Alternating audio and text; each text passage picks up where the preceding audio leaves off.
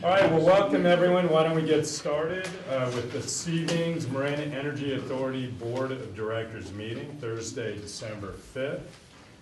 Jumping right in, and by the way, we do have kind of a long agenda tonight. Does everyone have coffee? You got food? I'm just warning you at this point. Well, it says Marin Energy Authority, for the time being. Yeah, that's right. You can have it. Notice I use that name right for Damon, now. you can go as long as you want, as long as you end at 9 o'clock. I'm fine with it. That's going to be tough, but I do know we have a couple folks who need to leave by 9. So thank you for letting us know. You got a date? Okay, item 1, board announcements. Yeah, we're over this corner. We know what's coming. Item 1, board announcements. It doesn't look like we have any this evening. Item 2, public open time on matters not on the agenda. Doesn't look like any this evening. Item 3, report from executive officer. Dawn. Great. I have quite a few items this evening, but I'll try to move through them very quickly. First, I wanted to report that there was a CCA conference held in Chicago just a few weeks ago, put together by Lean Energy USA. It was very well attended. It was a big success, I would say, with representatives from all over the country joining together to talk about CCA in many different states. So we got a lot out of it, and I think we were able to help inform folks from other parts of the country on how our program operates and how we've been able to procure a lot more green energy and clean energy than is the case with some other CCA. So it was a great learning experience and a lot of good cross-pollination there. Next, I wanted to announce that we just issued a press release on our solar rebate program, which is launching. And as per your board's direction from our last board meeting, the new solar rebate program is targeting low-income customers. And we're really excited about the opportunity to stimulate new solar installations that might not have otherwise happened by targeting the low-income sector. So SASH and MASH customers will be eligible for the program.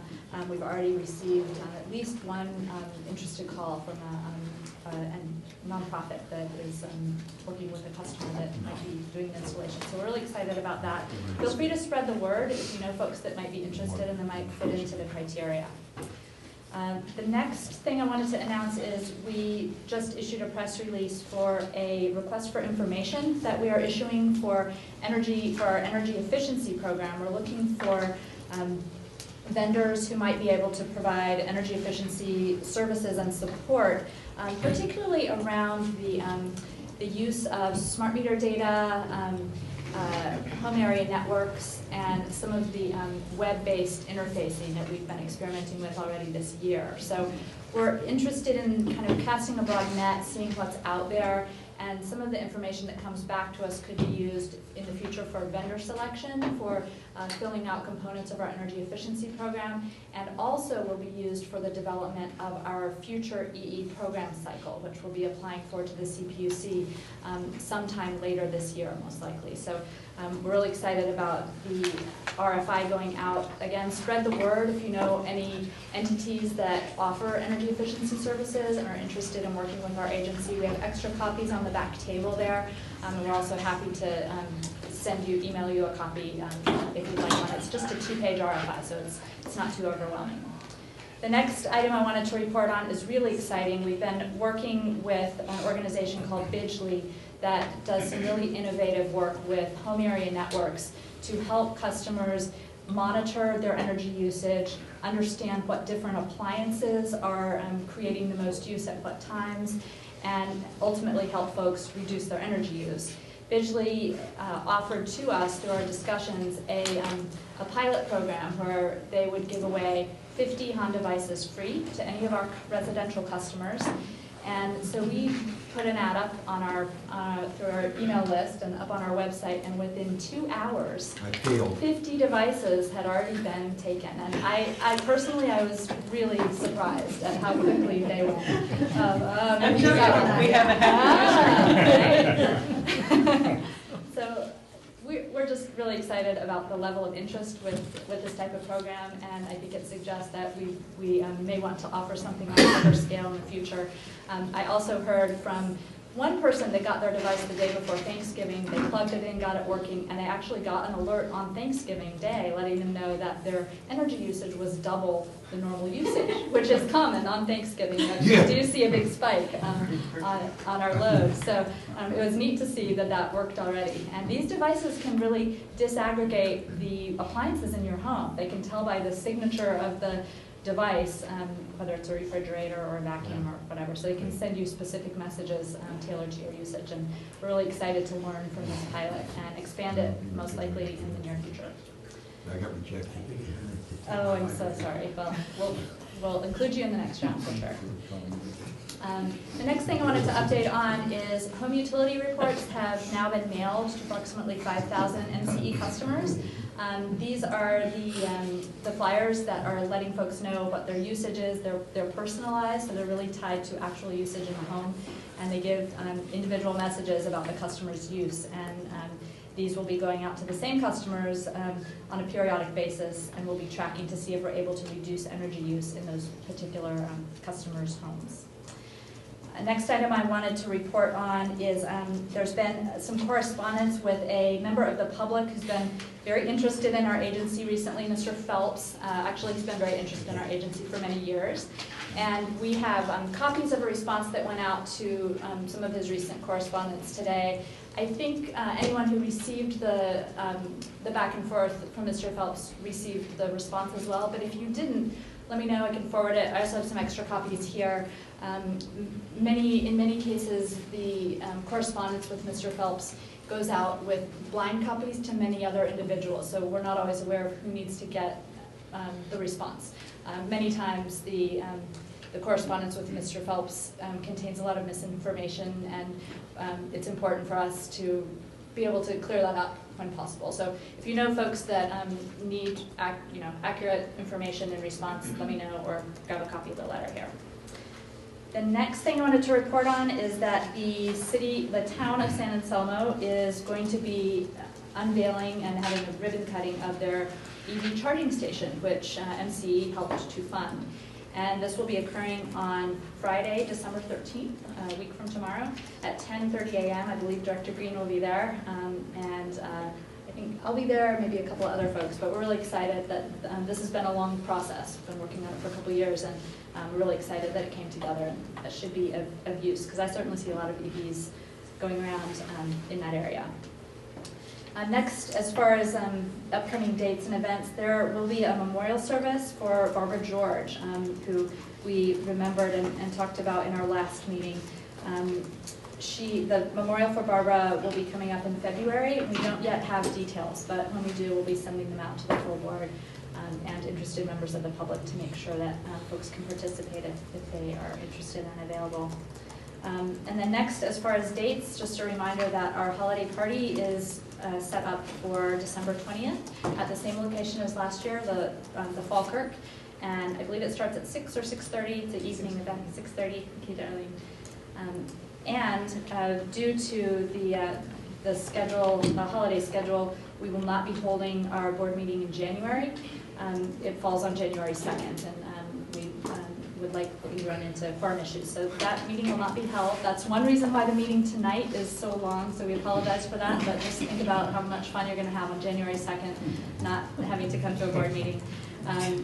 In light of that, we're also going to continue the TechCom and XCOM meetings for December to January, so that those can happen in advance of our February meeting, which should be a full agenda as well by the time we get to February. And that is it for my report. Any questions? Questions for Don?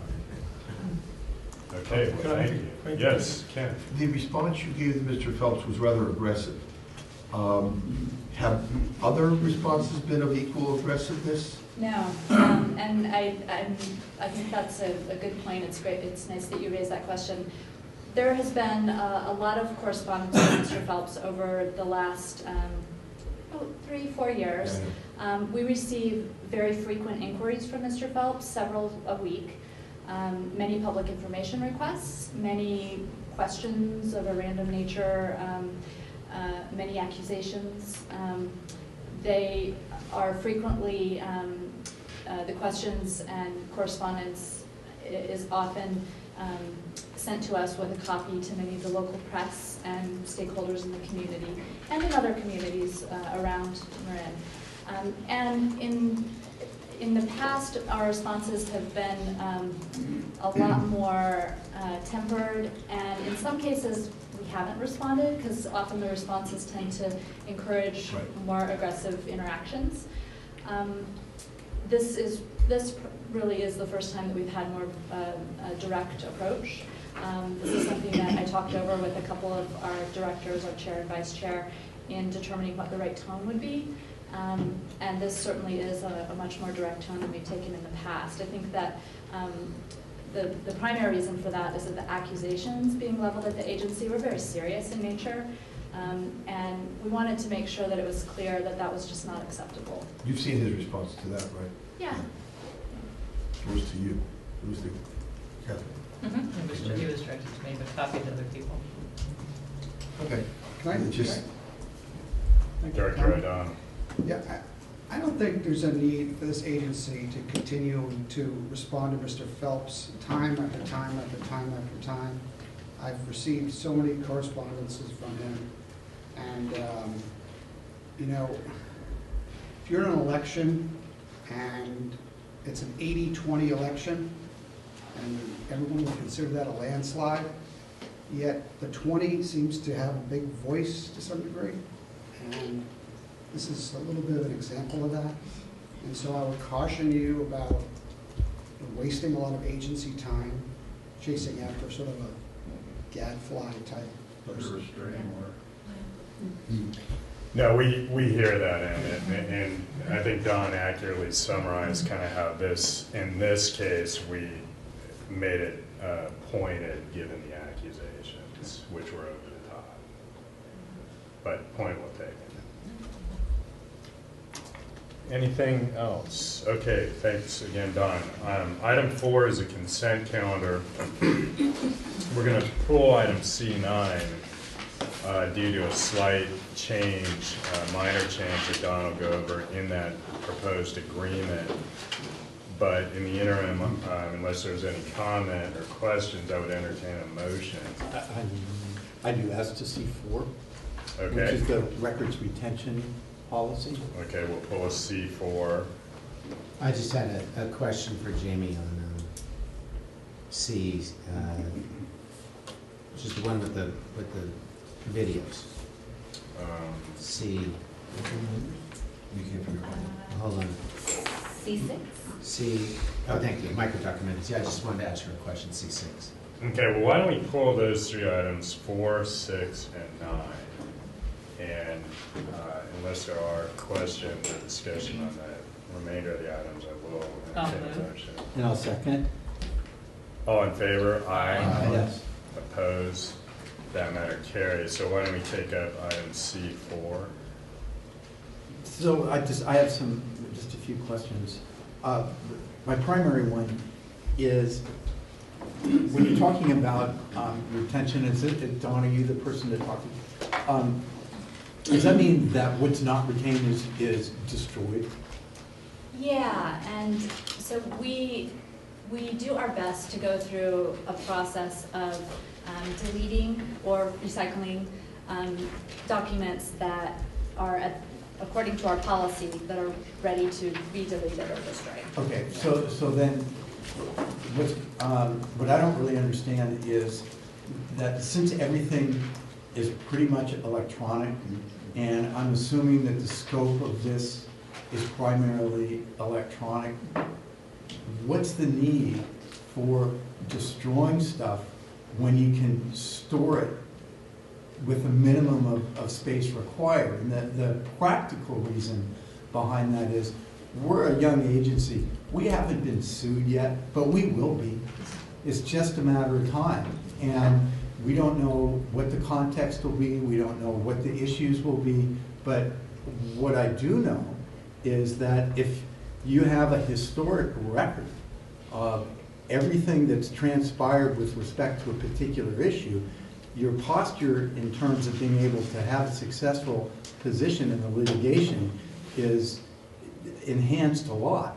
And when it doesn't really seem like it would take a lot of expense or a lot of space to store documents electronically, it doesn't make a lot of sense to me to be getting rid of it.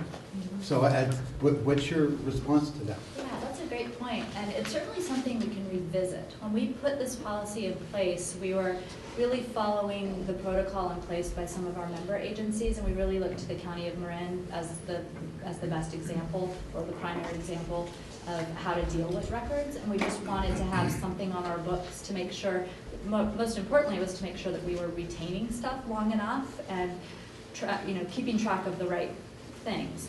And so in doing that, we looked at, well, what is the best protocol for when you don't need to keep stuff?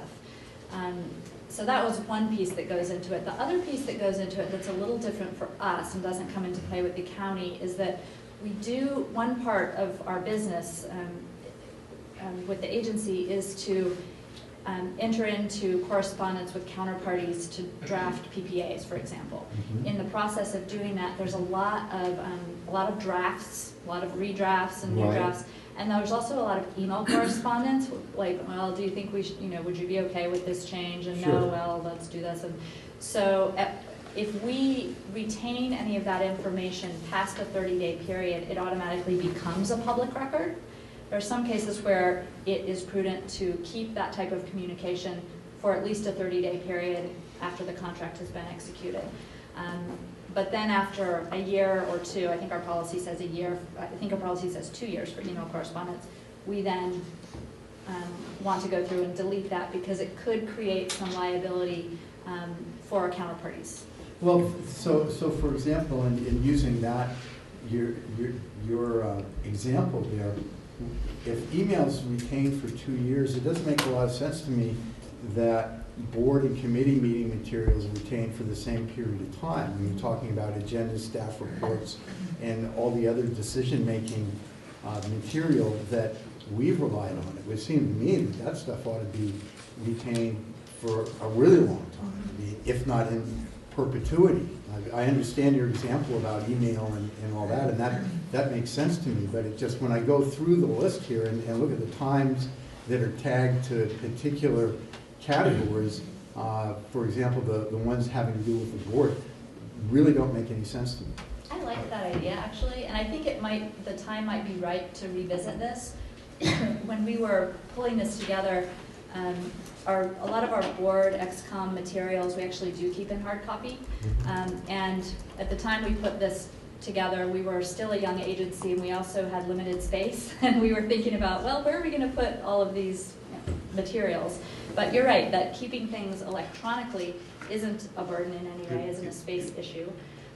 And we also have more space now to physically retain some of the documents that relate to our committee meetings. So it might be a good idea, now that we've evolved a bit, to kind of revisit this and see if we want to fine-tune it a bit more. If I could say something, the fact that a lot of our stuff is maintained digitally is not unusual in today's world.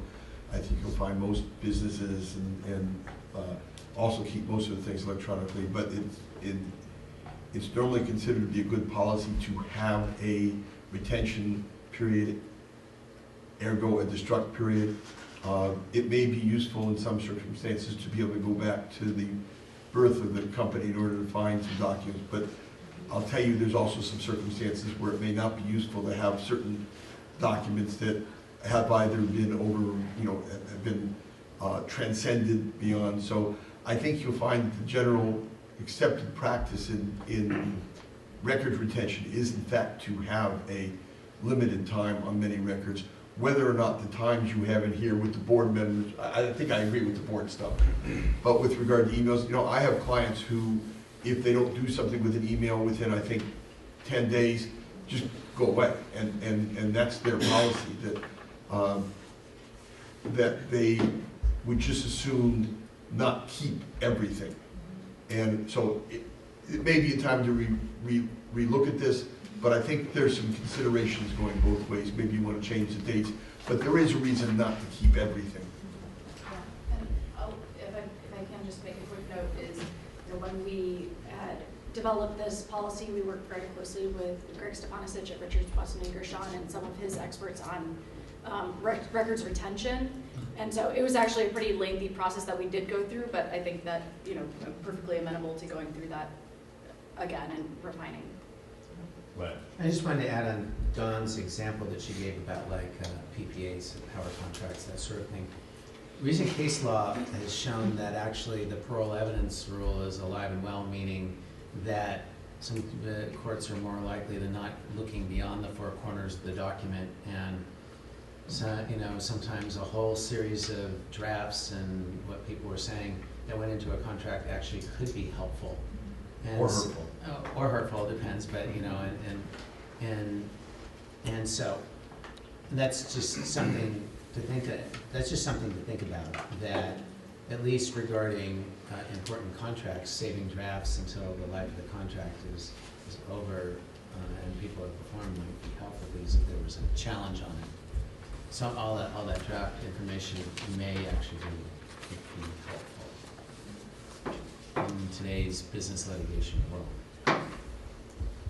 So it sounds like we can put some more thought into this. I think there's general consensus that we should have some sort of records retention policy, but perhaps revisit some of the dates on certain categories.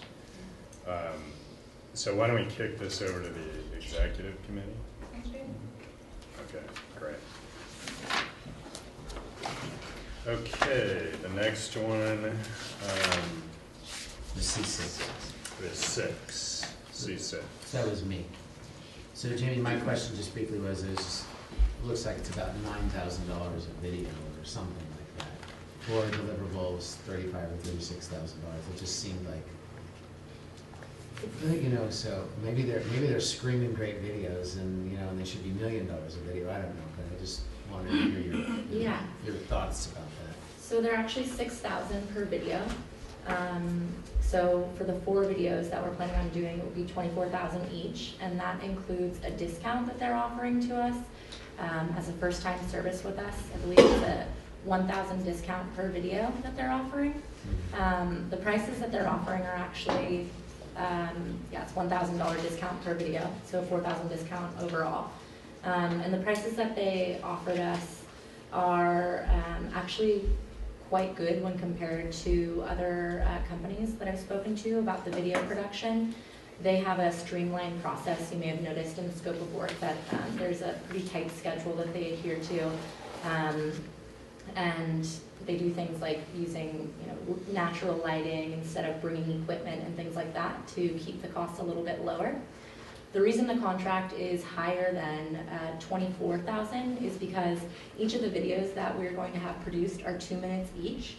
We added in the contract as an option to reduce each of those videos to 30 seconds, allowing us, that would allow us to use them in any kind of broadcast advertising. So if we wanted to do commercials on our, you know, local TV stations or online commercials, they have to be reduced down to 30 seconds.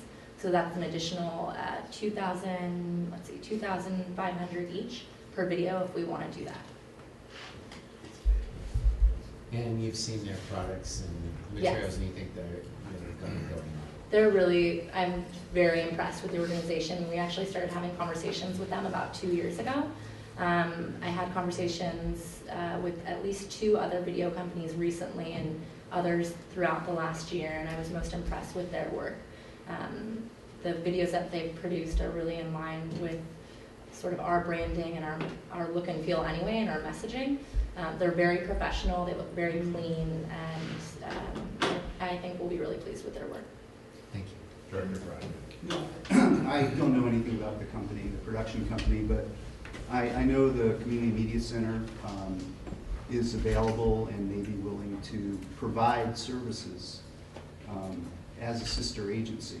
So it's just something to keep in mind as we go forward, because I think there's going to be more and more video presentation on the website. So it's there and very capable. So just something to keep in mind as you go forward. Great, absolutely. Good idea. Okay, any further discussion on item C6? Members of the public? Okay, I'll call for a vote. I move that we. Yep. Second? Second. All right. All in favor? Aye. Opposed? That matter carries. Item C9. Great. So I just have there's one minor change that I wanted to make folks aware of before we call for approval on this item, and that is that in the proposed amendment that you have, there is a very minor date change, and this is in section C1 and C2. We're giving EDF a 60-day extension rather than a 30-day extension. So the change that would be reflected in the final version is in 6.1 we would change September to August, and in 6.2 we would change March to February. I'm sorry, we would change February to March. I'm saying it backwards on you. So in 6.1 we're changing August to September, and in 6.2 we're changing February to March, and it's actually going to be March 29th, the same errors that are shown there. The reason for that is that there was, because we were negotiating this addendum, there was a delay in their procurement process, and so they needed an extra 30 days to resolve that issue. So that's the only change. Everything else is as presented in your board packet from last week. Are there any questions? Have a motion? I'll move. I'll second. All in favor? Aye. That matter carries. Okay, great. That covers consent calendar.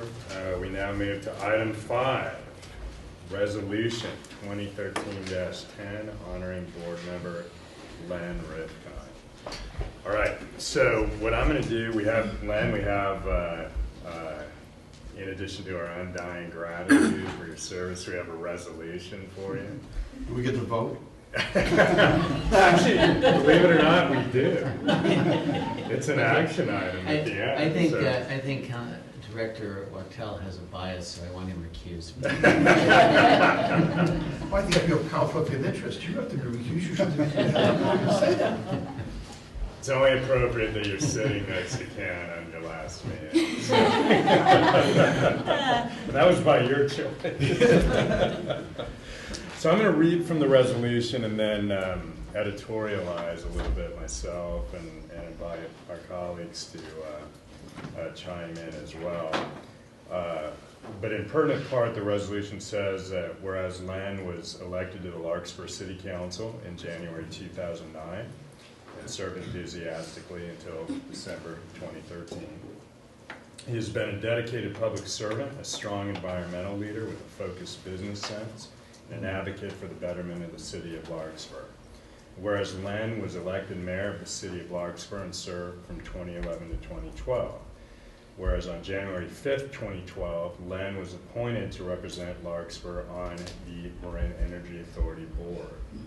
And whereas Director Rivkine has shown his dedication and commitment to the Marin Energy Authority through his conscientious and thoughtful service on the board of directors, its executive committee, and whereas Director Rivkine has always been a reliable team member, offering a steady presence on the board with his objective analysis of issues and thought-provoking questions, which will be missed by his board colleagues.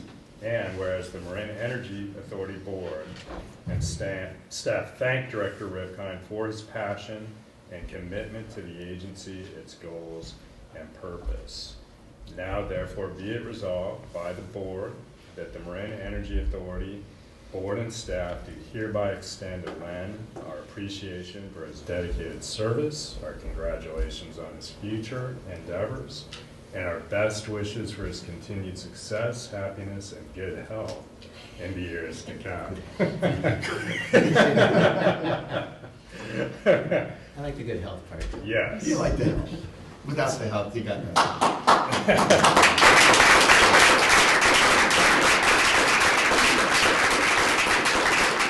So Len, I just wanted to put it simply, I mean, you made an impact on this organization. I think you kind of came in a unique situation in that Larkspur was not an immediate participant, as we know. There was some thinking over time, and finally Larkspur did join. And I think you came in as a perfect representative to reflect that, in the sense that you were asking the tough questions, you were keeping an open mind, being a lawyer, being analytical. You really got in. And what impressed me is the energy you brought to it. I mean, you literally volunteered for every significant assignment. You bent over backwards to really try to make the agency succeed during a key time period of some uncertainty, and ultimately, I think, some success due in large part to you. So I thank you personally, and we're going to miss you for sure, but we know where to find you too. So with that, I don't know if any other colleagues have any comments. Let me. Yes. No, I just want to say, Lynn, Damon's right. You made an excellent board member here. You saw through a lot of the wording to figure out what was going on. You asked important questions. You got good answers. I think you were an asset both to MEA and to your position as a council member in Lynchburg. Okay, so let me give you the resume.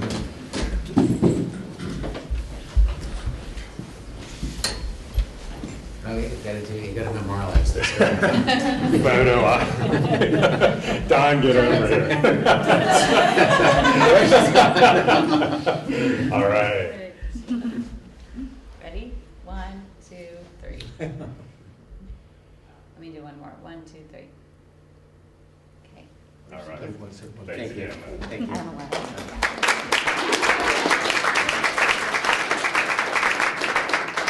You can't come back after you got that. I know. I still have the rest of the meeting to make you regretting that you gave me that resolution. So actually, we do need action now. I'll move the resolution. Okay, we have a motion and second. All in favor? Aye. Yes. Let me think. Okay. And what nobody did say, we'll miss you. I think Damon said that. And if it's worth saying. And again. Well, then I should have listened myself better. I'm used to that before, so. So am I. That's true. Okay, item 6, membership changes for TechCom and XCOM. Great, so I can introduce this item. We have just a couple of adjustments to make, partly because of a change in our board members. And we've included a little information in your packet, a one-pager that just is a reminder of who is sitting on which committee. And currently, in our executive committee, we have Director Connolly serving as the chair of our XCOM. We have Director Apis, Director Butt, and Director Sears also on the executive committee. We will be losing Director Klein, unfortunately, and also Director Rochtel is going to be rotating off because he has a lot of other commitments. And so we have 2 other directors that have expressed interest in being on the executive committee, and not only have they expressed a lot of interest, but they've actually shown up to the last 3, at least, I think, executive committee meetings, so they're really already kind of in the committee, and they're very up to speed. So I'm really grateful to have that interest. And those are Director McCatskill and Director Bailey. And so they've offered to be on the committee. So that is one thing that is being proposed tonight. And then we can talk about TechCom separately, or I can talk about that next. What's your preference? Sure, go ahead. Okay, so on our technical committee, we have Director Sears, who is serving as the chair of that committee. We also have Director Green, Director O'Donnell, Director Small, and Director Whippy. And then Director Bragman has been on the committee, but due to time constraints, is going to be rotating off. We've had difficulty with quorum in this committee lately, and so the change there will allow for a little more flexibility with folks that might need to miss a meeting without delaying the quorum issue and delaying the meeting altogether. So that's what's being proposed with TechCom. Great, and then ad hoc rate 7. Yeah, and that's actually the next agenda item, so Oh, okay. maybe we can just take action on that separately, but I'm happy to introduce it now, just while we're thinking about committees. Would that be better? Sure, go ahead. Okay, so because we will be getting into rate setting in January, we need to formally put together an ad hoc rate setting committee for the purpose of talking about rates and our proposed rates that would ultimately be coming to the February board meeting to be introduced. And we then go through a 60-day public review process before the rates are formally adopted in April, and then go into effect then at the very beginning of our fiscal year. So the ad hoc rate setting committee would meet in January, and then potentially meet another time, either in, or maybe 2 meetings in January, depending on the need, and depending on what type of public feedback there is, or other issues that may come up. There may be a meeting after the initial board presentation in February. So the ad hoc rate setting committee is a commitment that involves at least 1 meeting, possibly 2 or more, but hopefully not. And we have a couple of directors that have expressed a willingness and interest in being on this committee. Director Connolly, who's been on rate setting committees in the past, has stepped up and offered to chair the committee, which we're grateful for. Also, Director Athas, Director Bailey, Director O'Donnell, and Director McCatskill have offered to participate in this committee. I want to mention that we could fit another director into the committee without any Brown Act issues. So if you're interested, speak up now. In These are the folks that have executive heard from committee? so far. No, rate Ad- setting. Oh, rate setting. Rate setting. Right. He's not speaking up. Yeah, and why don't, let's take item 6 before we get to 7 then. So item 6 is TechCom and XCOM. Any discussion? Okay, I need a motion on that. I'll move to approve the proposed changes. Second. All in favor? Aye. Yes. Opposed? That matter carries. So item 7 is the ad hoc rate setting committee, and it sounds like there would be the possibility of adding 1 other person to that if anyone's interested. I am. Okay.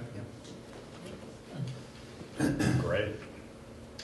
So we'll add Director Green and make a total of 6 on that.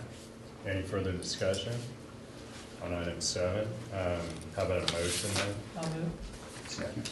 All in favor? Yes. Aye. Opposed? That matter carries. I just want to verify that I just have to do a little bit of math for a second, because we need to make sure that there's no quorum of committee. That Yeah. is also, okay. Yeah, it's 6 Right, members and because our full board that's is 13. 6. No, but even committees as well. Ah, very good point. Okay, let's So- check here. It seems like we might run into an issue with that. Yeah.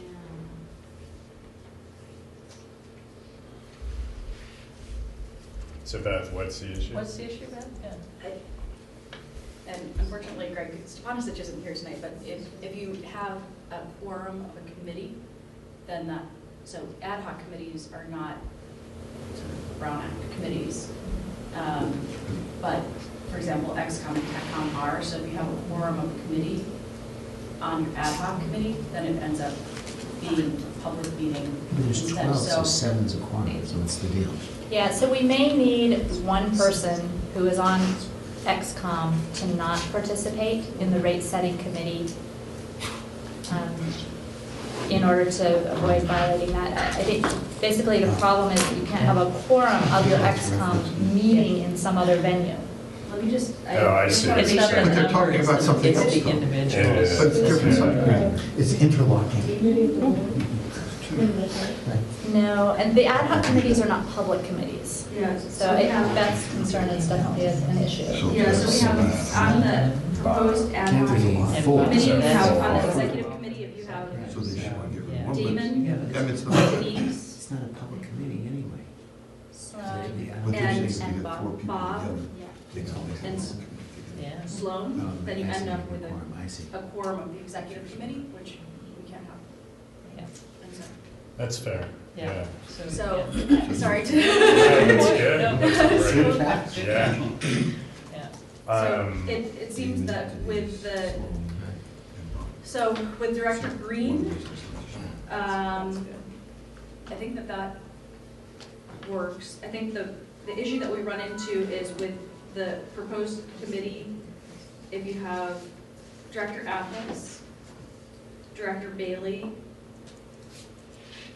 and Director McCaskill and McCaskill. Connolly. And by the way, I would be happy not to be on that, Maybe that's a to let consideration. others, Yeah. if they want to do that. And I'm also happy to put on board. No, I think you'd be great on it. So let me not be on that. Okay, so let me Turn just, toward green exit. so there's going to be, So basically replace me with Ford. okay, and then that leaves us down to Director Athos, Director McCaskill, and Director Bailey, which is not a form of the executive committee. Thank you. And then separately, Director Green, Director O'Donnell are from the technical committee, so that approach works. So that would be no. That works. Okay, so the motion on item 7 would be the proposed ad hoc rate setting committee with Director Green replacing I me. think you just got to be the chair. I think I will. It seems to suit you just fine. You know, step right up, step right in. Very good. That was a real good power. Any further discussion? Okay, can I have a motion I'll on it? move. I'll second. Yeah, you would.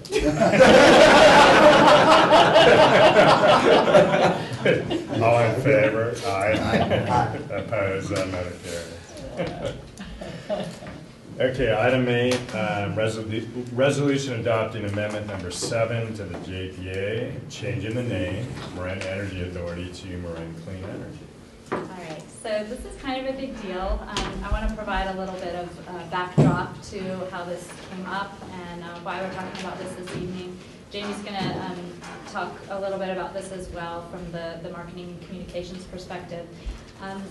Over the last few years, we have frequently gotten the question, so what's the difference between MEA and MCE? What's the difference between Marin Energy Authority and Marin Clean Energy? I get that question when I'm at the CPUC, I get it when I'm in Sacramento, I get it when I'm talking to my neighbor or a customer.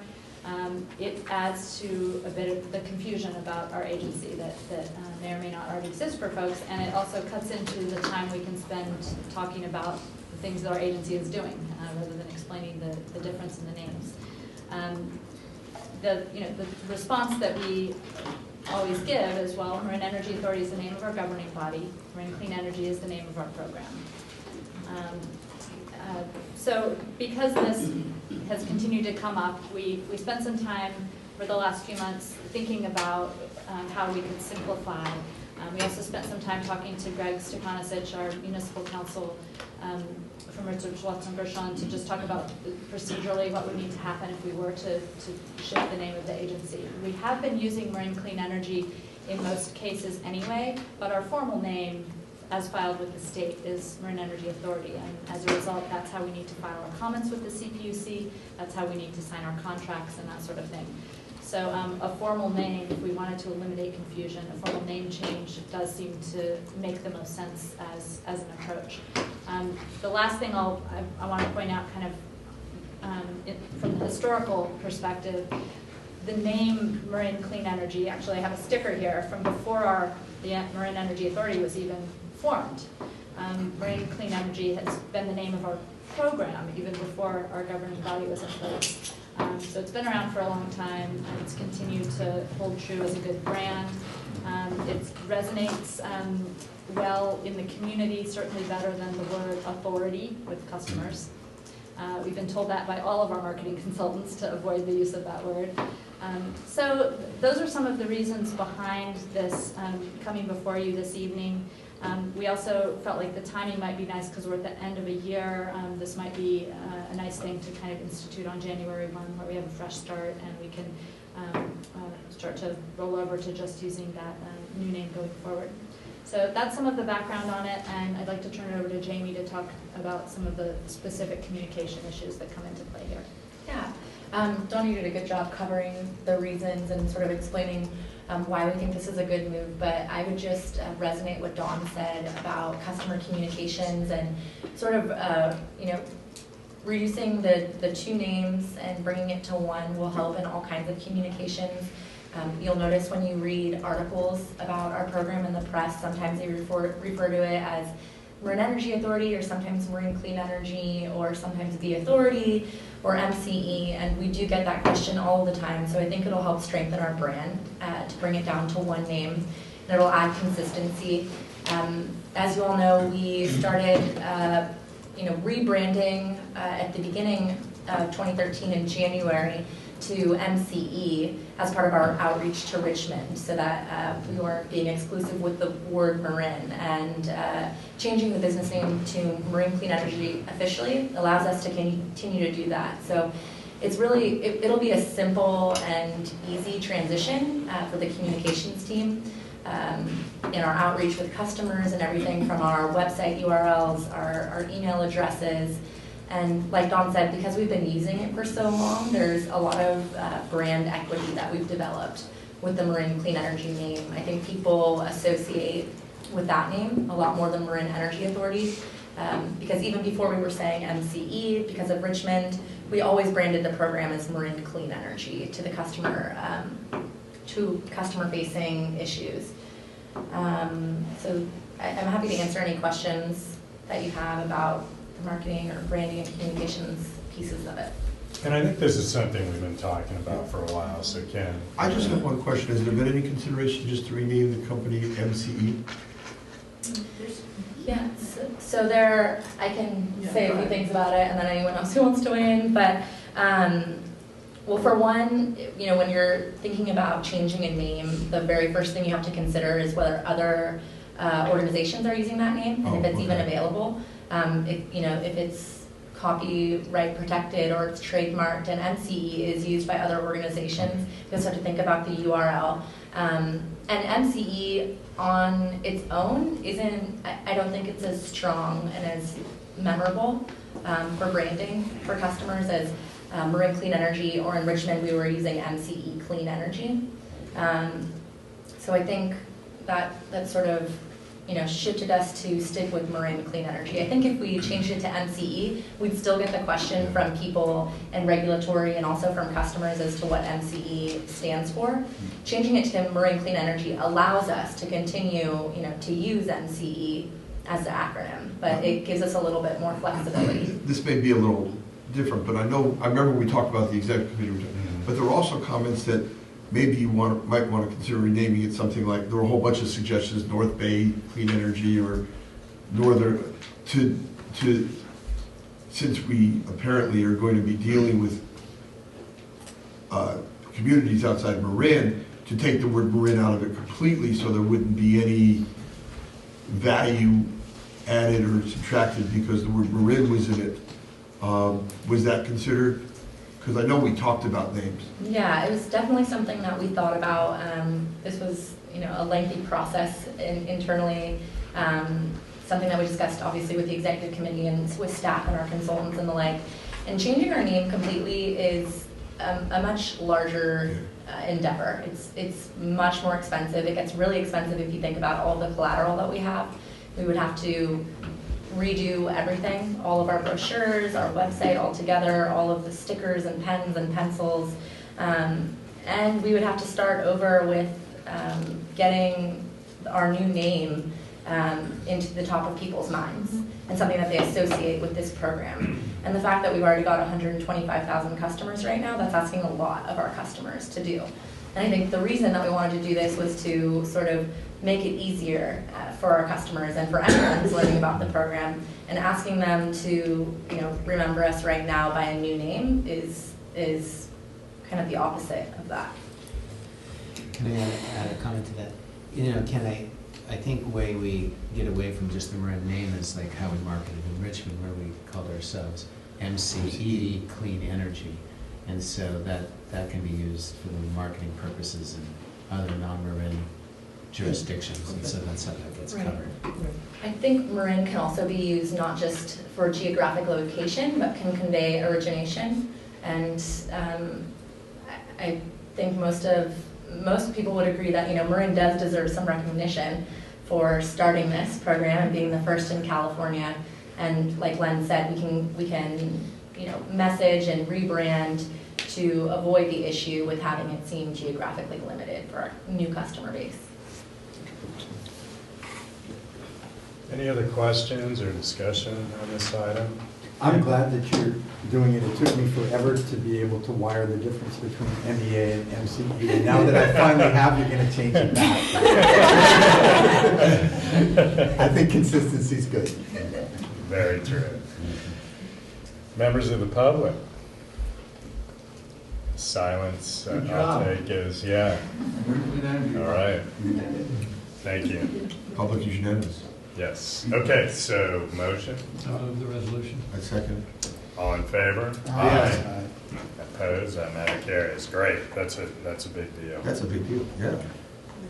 Okay, item 9, resolution approving revisions to net energy metering tariff.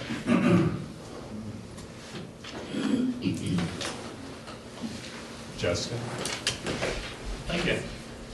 So today what we're going to go over is what some of these proposed revisions are for the net metering tariff. It was also asked that we do a bit of an overview of what exactly NEM is, what net metering is. And a very simple explanation of it is it's the billing mechanism that's used by solar customers or other people who generate renewable energy on site at their home or business. And it's the billing mechanism they use to get their credit for that generation. So one of the analogies I hear used for net energy metering is spinning the meter backwards.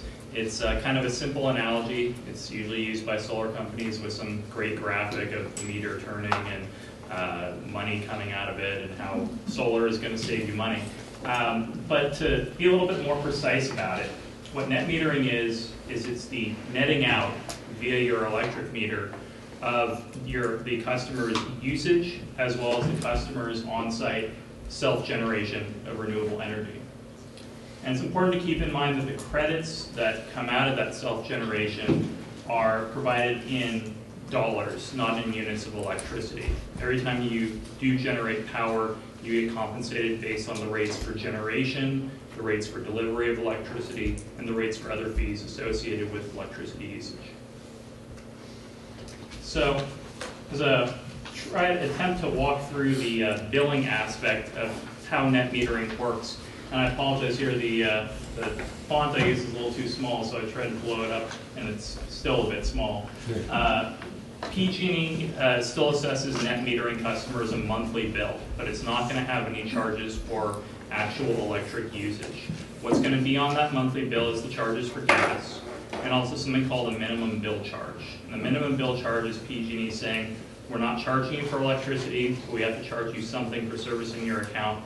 It's usually about a $5 fee for residential customers, more for commercial customers. You're also going to have in that bill something called a net metering statement. And what a net metering statement is it's a year-to-date tally of the customer's usage as well as their own self-generation. And it's going to give an idea based on that year-to-date tally how much credit is available or how much is going to be due at the end of the annual billing cycle. At the end of that annual billing cycle, PG&E is going to issue something that's called a true-up statement. And what the true-up is it says that the balance of the net metering statement is due.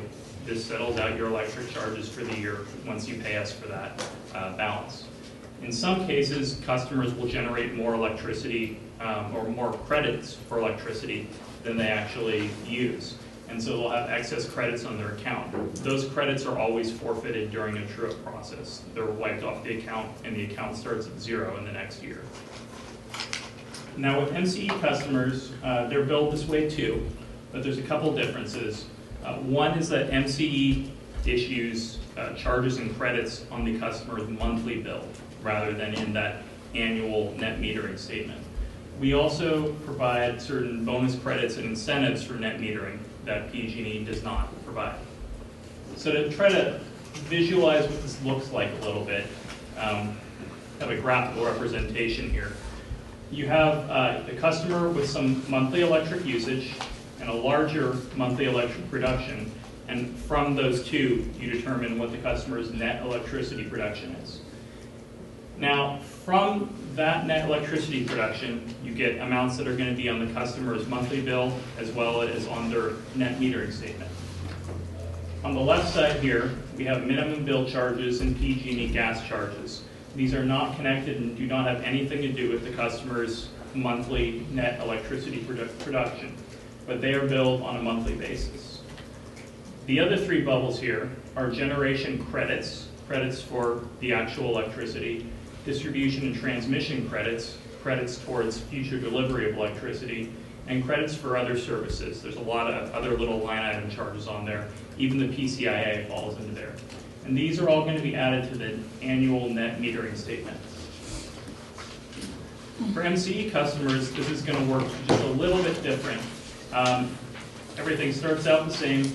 One thing you'll notice moves here is the generation credits have been moved into the monthly billing. That's the only thing that really changes here.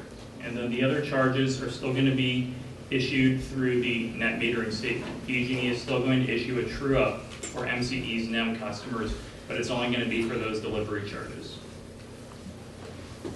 So some of the incentives that MCE offers, these are a big deal. This is what makes our NEM program more cost-friendly for customers than what PG&E offers. One of the biggest ones is the deep green surcharge. So normally we have a deep green surcharge for customers that want to participate in deep green. When customers generate electricity through net energy metering, we give them that same 1 penny per kilowatt hour. So if a customer's rate is 7 cents per kilowatt hour and they're using electricity, they're still going to pay 7 cents per kilowatt hour. But if over a month they generate electricity, they have a negative usage there, we're going to credit them at 8 cents per kilowatt hour. So they can get an enhanced rate for when they're making electricity, but still pay regular rates when they use it later. And Justin, that benefits the agency, obviously, because they're overproducing and thus contributing generation. Sure, they're generating electricity, and the extra rate that we're providing is a benefit to the customer in particular. And then the benefit to us is the additional generation. I would say it's more of a board policy to support local production than it is really an actual benefit to the agency. Okay. It's more of a loss to the agency, frankly, because we do not receive any any renewable energy credit for their production. RECs are not associated with what they produce. Therefore, it's simply a reduction in how much power we buy. Right. But we're buying power at a high price comparatively for our renewable power, so it's not really an economic benefit to us. Is the reason that no RECs apply to local generation just because it's a homeowner and not a big Calpine or something like that that's producing? Yeah, and this is a point that may change in the future at some point. I think PG&E has proposed, and some of the IOUs have been looking at the possibility of using their local NEMS customers to report and count as part of their renewable procurement. And this is controversial, obviously, because it hasn't been done before. And the question that comes up with this is if a homeowner is, it's kind of who's taking credit for the green power. And if the homeowner is installing this and choosing to do it because they want to say they have green power, and if they sell those green attributes to PG&E, then there's a question about who can claim the rights to those credits. There's also sort of a question of, could this be a sweeping change that customers don't get to weigh in on, and the RECs are just taken from them and given to the utility, or would there be a choice and then a compensation associated with that? It's something that will be discussed, I think, in coming years, and is there are a lot of parties with strong opinions on both sides. It is possible for a residential customer to get an account with Regis and sell their RECs through Regis, but it would be it wouldn't be very cost effective to do that. It's cost effective for a large producer to do that, but not for a small residential producer. So ultimately, those potential RECs could be claimed by Marin Clean Energy, and potentially, which would provide some value to the producing residential home for that claim. Yeah, it's possible, and there are some solar developers, Solar City, for example, they aggregate some of the RECs that are associated with their leased solar systems that are on residential units, and when the customer signs up to be a leasing customer, they give away those RECs to Solar City. They give the right to those RECs to Solar City or another developer. And then those RECs could be sold to another entity. In fact, we've had RECs from schools offered to us from one of these aggregators. And Greg is familiar with that. If you want to add anything, feel free if I've missed anything there. 2 points. We do get an indirect benefit from the solar projects. We avoid capacity charges. Right. So generally, these systems are sized 3 or 4 times the capacity of the house, and we do get a very large capacity credit instead of just the 1 kilowatt system. You get a 5 kilowatt credit, say. Is there a limit right now on how big they can go? Typically, PG&E sort of limits the generation to 60%, I think, of their total annual demand. Okay. We'll go up to 100%, but we still want to, you don't want to generate much more than that. You'll have a substantial problem for us. Here's a question. Theoretically, if the homeowner uses, let's just say, 10 kilowatts of energy and generates 10 kilowatts of energy through a solar panel or something, do they end up with 10 cents? If their capacity in solar is exactly the same as their Right. peak demand, they would still have a bill. It takes about 4 times your peak demand to zero out your kilowatt hours for a year. Well, but see, I thought that Justin said that we buy them at 8 cents and sell them at 7 cents. That's really kind of a simplified example. Well, that's all, I mean, okay. There's quite a lot of variety in the electric rates that are used for solar customers. Most solar customers are in particular going to use something called time of use rates. And so they may generate electricity at a higher rate during peak hours during the day than they later. Yeah, I know the concept of different rates being charged at different times of day on the basis of different levels of usage.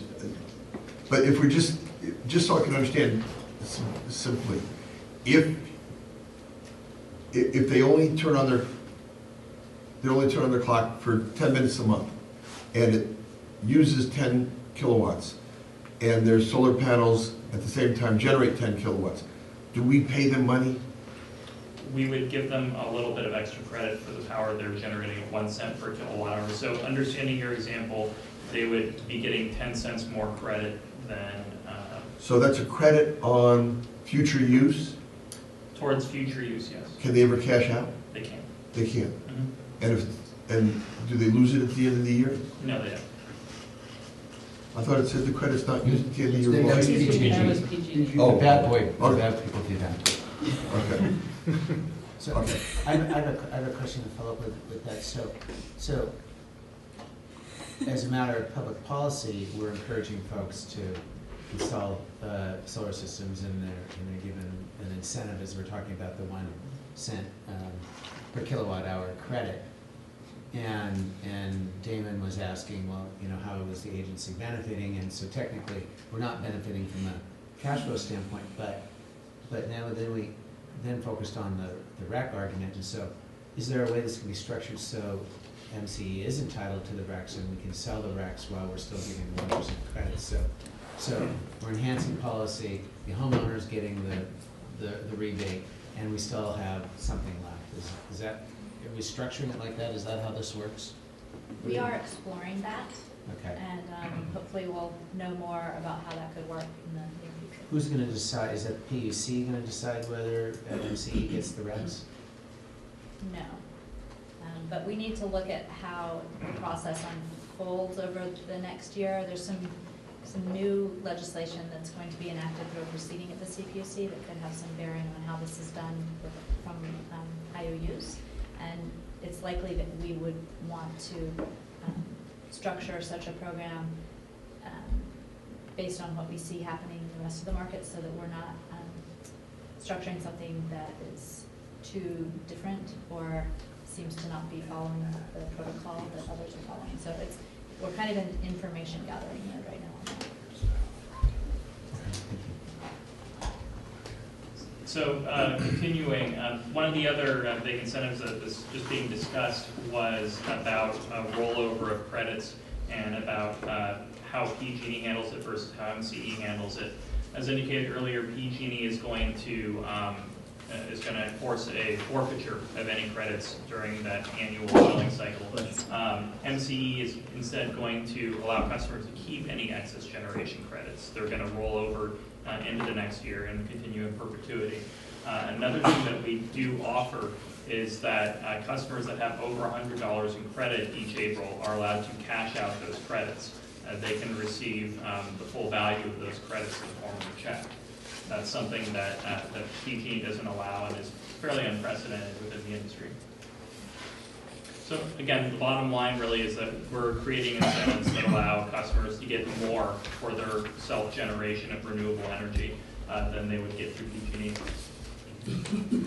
Some of the board members during the executive committee meeting wanted to have kind of a billing example of what some of these charges would look like. This is a very simplified, very basic commercial customer here.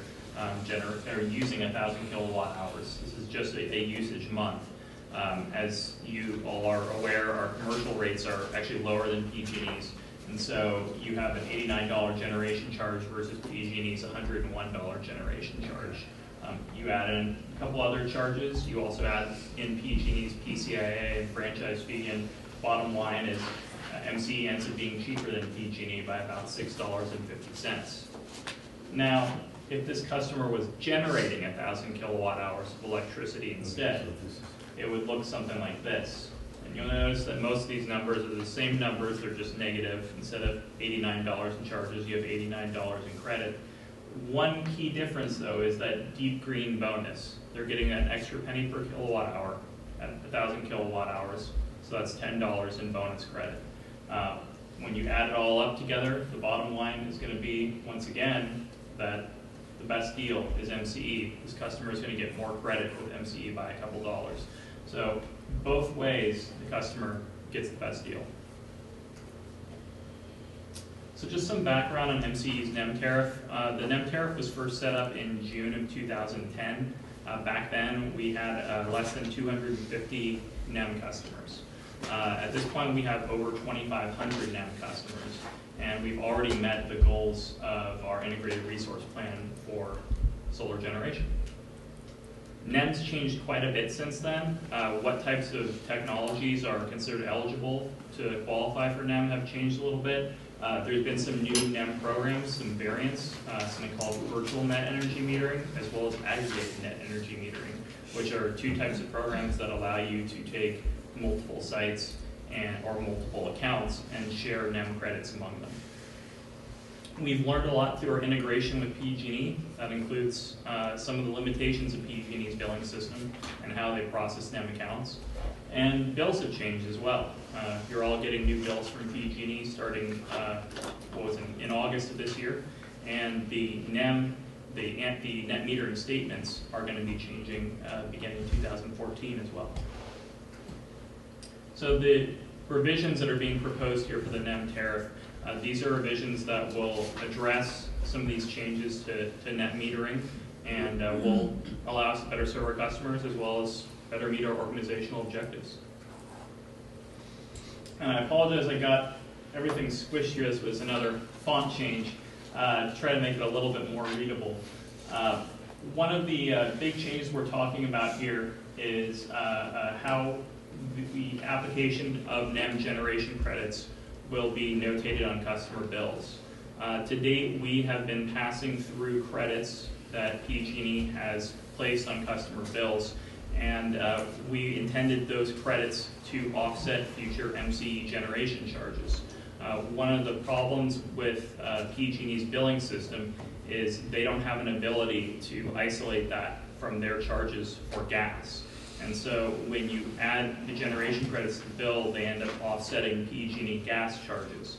As a result of that, PG&E doesn't get compensated for the gas charges that they're assessing customers on a monthly basis. This can also apply to other PG&E charges for delivery or any other services.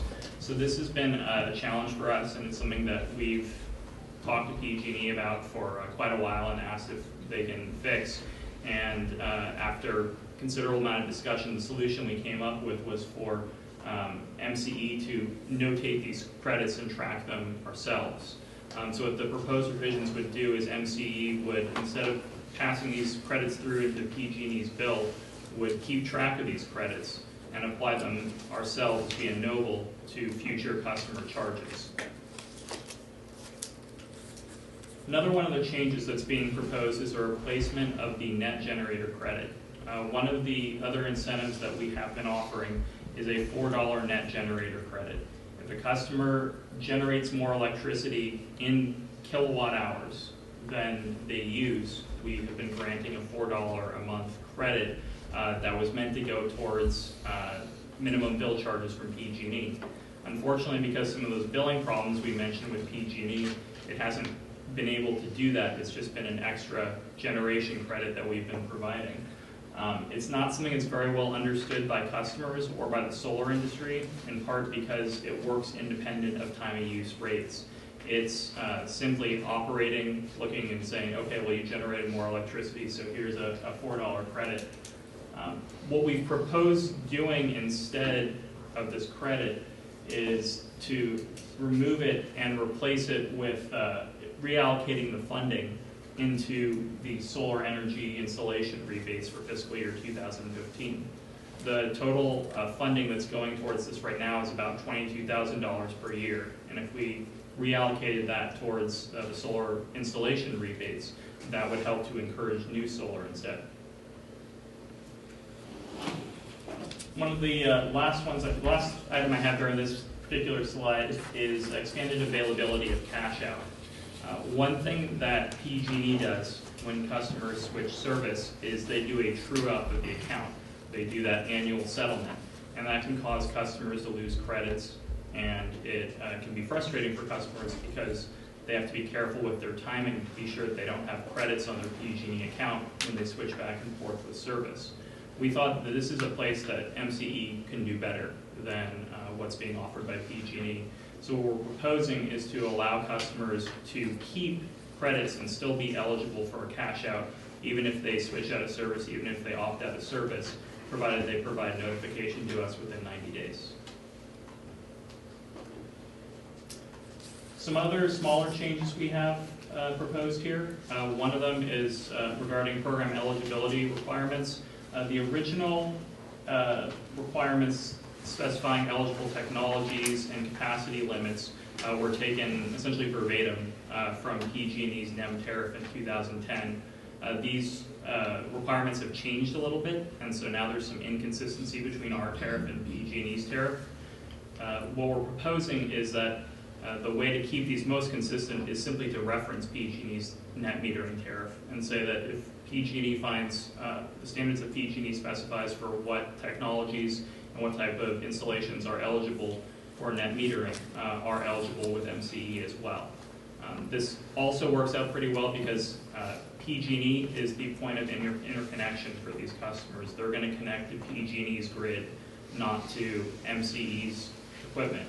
And so as a result, we don't have a very strong capacity to be able to enforce any limitations that we might be specifying. It makes more sense to use PG&E's. Another bit of language that's been included in these proposed revisions is codifying our support of virtual net energy metering and aggregated net energy metering. Couple last language revisions here. One of the original tariff had language that referred to interconnection with MCE and application for net metering with MCE. These are things that customers don't need to do. They can simply apply for interconnection with PG&E and apply for net metering with PG&E, and then the account is automatically given to us and becomes participating in our NEM program. One last thing here that we've proposed adding to the NEM tariff is a little bit of language that helps customers see exactly how PG&E is going to handle their NEM account while they're with MCE service. Things like that they will still receive a true-up for their delivery charges. This is not something that PG&E has been able to communicate very well to customers, and we felt that it might be helpful for it to be included in our NEM tariff. Customers are still encouraged in this language to consult with PG&E to get the most up-to-date information on the subject. Any questions? A comment. I have a question. Why don't we start with Kate? Oh, I'm sorry. Yeah, no, not a question, but a comment. No, thanks very much for the report, Justin. I think it's fantastic the way this program is developed. And I particularly like the proposal to get rid of the net generator credit, and apply that money to solar installation rebates. I think that's a really excellent idea. It would forward a lot of what we want to be doing. So, yeah, thanks for that. Len. My only comment is it's, as usual, pretty technical, and I mentioned this in the executive committee meeting, and I think you did a really nice job breaking it down. But for folks that are interested in putting solar on their roof and trying to understand it, I'm hoping that we can come up with something that Jamie can help with you to deliver something so people have it in bite-sized pieces they can understand without delving into the tariff and all the billing issues and all of that, just so they understand.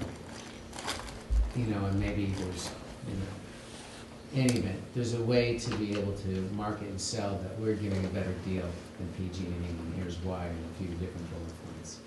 So people get that. So because bottom line is we want our customers doing that energy metering.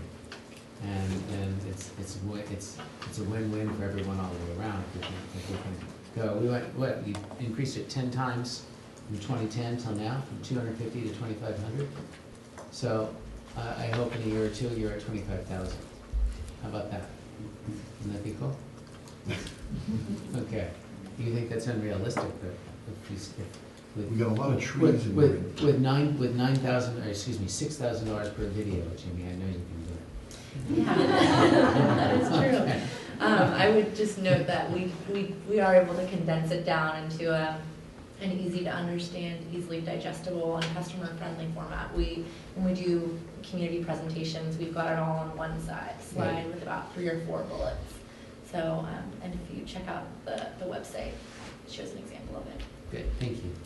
Great. I would just like to make one comment, because I'm a NEMS customer. I think one of the best things we can do as an agency for customers is to really emphasize on the communications side that if you are not a net generator, but you're actually a net user, even though you do have solar power, that those delivery charges are delivery charges. Because a lot of times people get very confused and say, wait a minute, I put solar power on my roof and yet I'm still getting these sort of delivery charges. And I would imagine you get a lot of calls right to MCE with why is that the case? And I'm not sure the general public is fully vetted on these type of issues. And whatever we can do to sort of communicate that is, I think people really understand it when they're not a NEMS customer, because you can see that.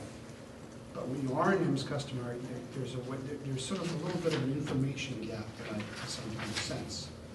Absolutely. Thank you very much for that comment. You're absolutely right. There's definitely a knowledge gap, and I think a lot of solar installations, unfortunately in some cases, they're simply installed by the installer, and there is not a lot of explanation of the billing. Talking to PG&E staff, even for their own customers, you hear that a lot from their staff too. There's definitely some new communications that need to be rolled out with this. PG&E is going to be doing some new communications as they're improving their net metering statements, the monthly statements that customers are going to get, and we are in discussions with them trying to ensure that we're participating in that process and able to communicate with them on how we can best serve these customers. And maybe the reason why I say that is because what MCE is doing is they're truing up with the customer every single month, correct? Mm-hmm. But PG&E is not doing that. They're just creating an account that all of a sudden will build and build and build, and then come April you might get a $1,000 bill that was simply for all their delivery charges that they render.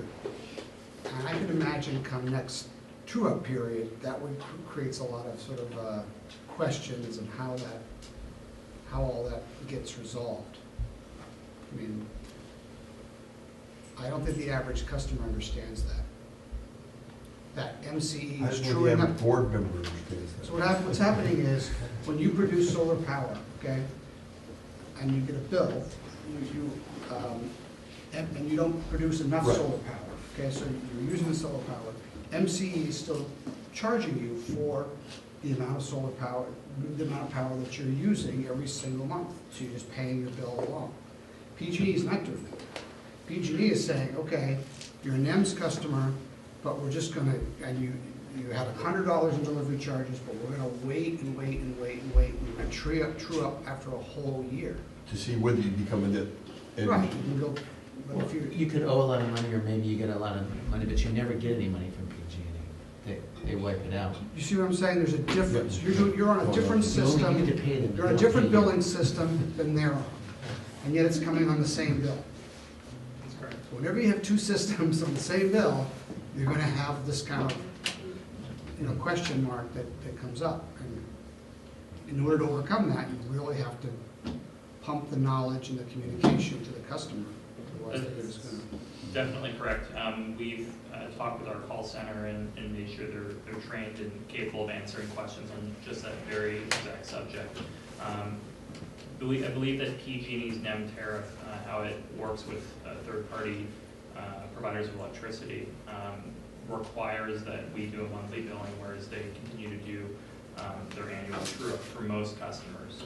In some cases, PG&E has actually shifted to doing a monthly settlement for their virtual net energy metering customers, and they've given some suggestion that they may be trying to move to a monthly settlement in the long run. But in the interim, we've certainly made sure our customer service people are trained, and we can try to make some changes to the website as well to make that clear.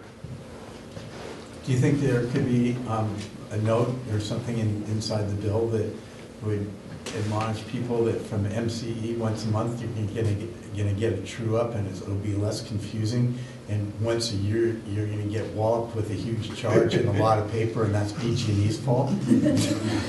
That seems like a lot of text to fit into 3 lines of 80 I'm sure you can simplify it. Yeah, but you have the identity of all the NEMS customers. You can send them whatever you want. I mean, you can send them in paper, you can send them in emails. I mean, you know who they are. You only have 25 customers. 2,500 customers. 2,500. Yeah, 2,500 would be, we I mean, would, it's not like 125,000. 2,500 is a small. 2,500, right? That's correct. You can Small amount. communicate with them any way you want. And you don't need to go on the bill. I mean, just send them it.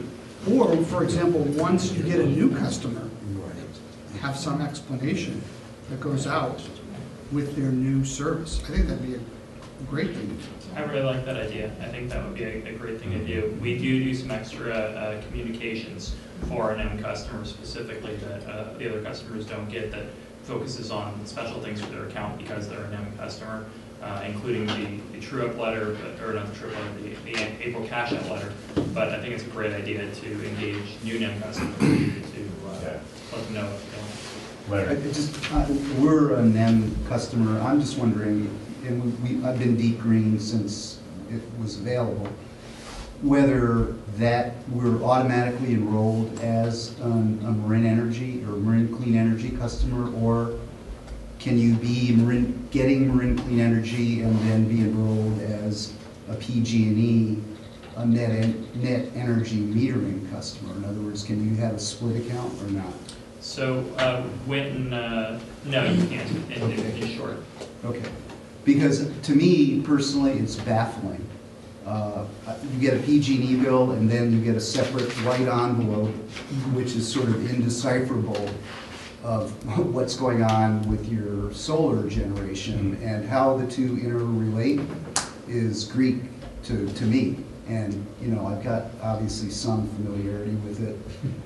Just went through a true-up recently, big bill, which was just astonishing to me.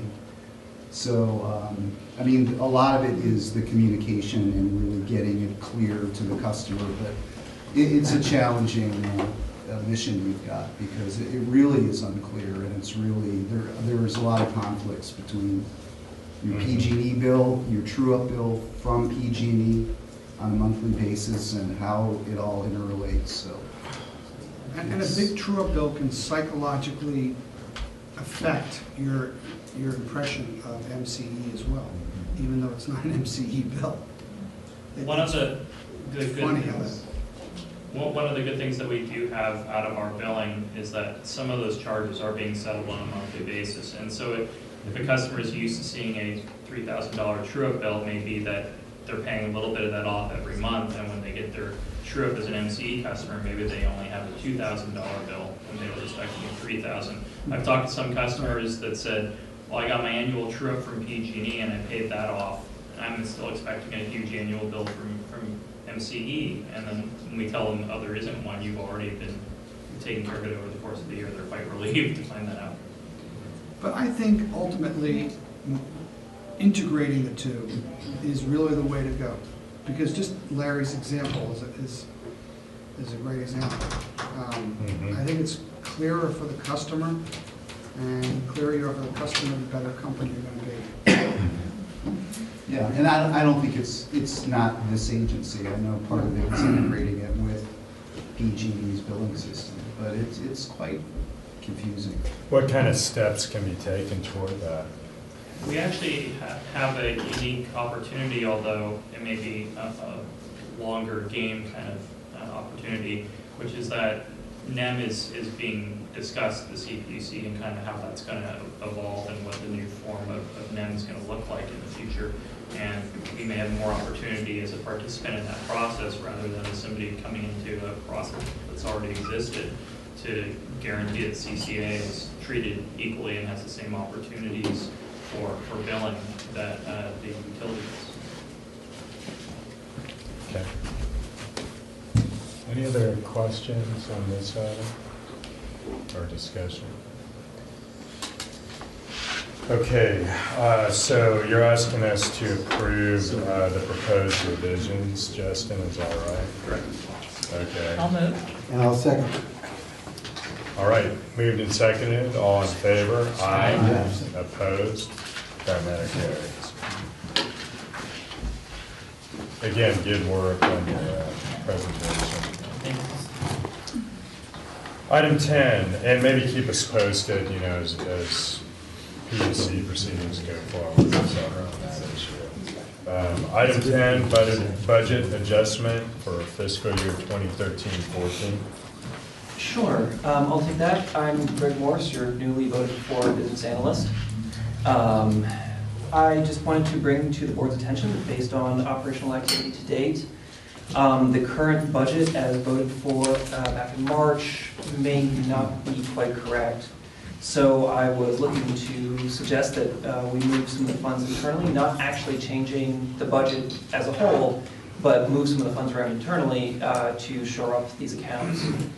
To that extent, I was looking to move $100,000 into the communications consultant and related expenses account from $75,000 from legal and $25,000 from staff. This has already been talked about at XCOM, and that it was passed through there.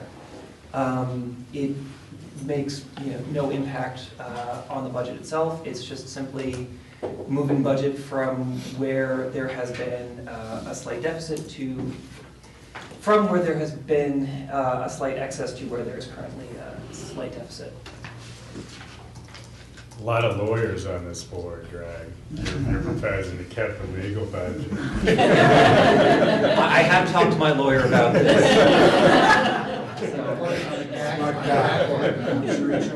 Yeah, well, we've often joked that Beth is actually doing it, she's actually two people. And now I'm actually two people. It's official.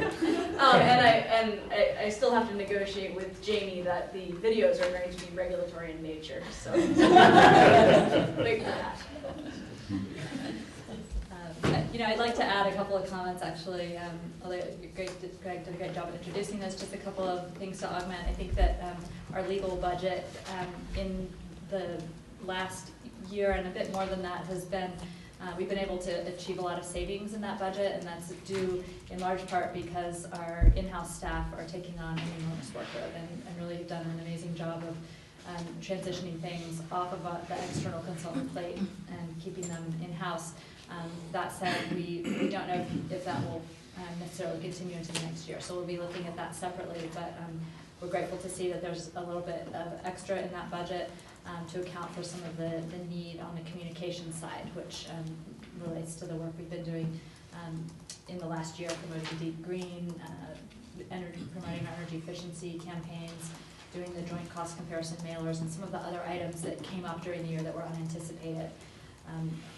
I think also the fact that we're under budget in our staff compensation line item is a good thing. We tend to be very conservative with spending and hiring and doing that really on an as-needed basis. So I think this is, it's an interesting story, that we're able to pull from these two line items and put more into communications where we're really getting the word out and promoting our program and achieving a lot of success in that area, which we want to continue.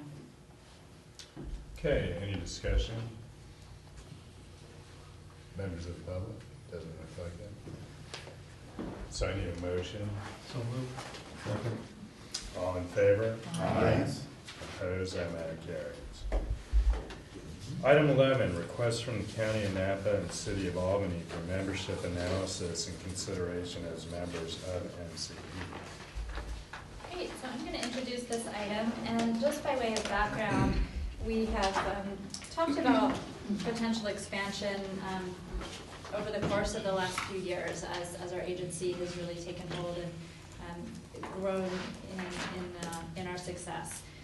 We initially started with the request from the City of Richmond for consideration as a member. That was back in early 2011. And we spent about a year working with them about what that would look like, how that would unfold, and went through the process before making any future-based policy around what other expansion might happen.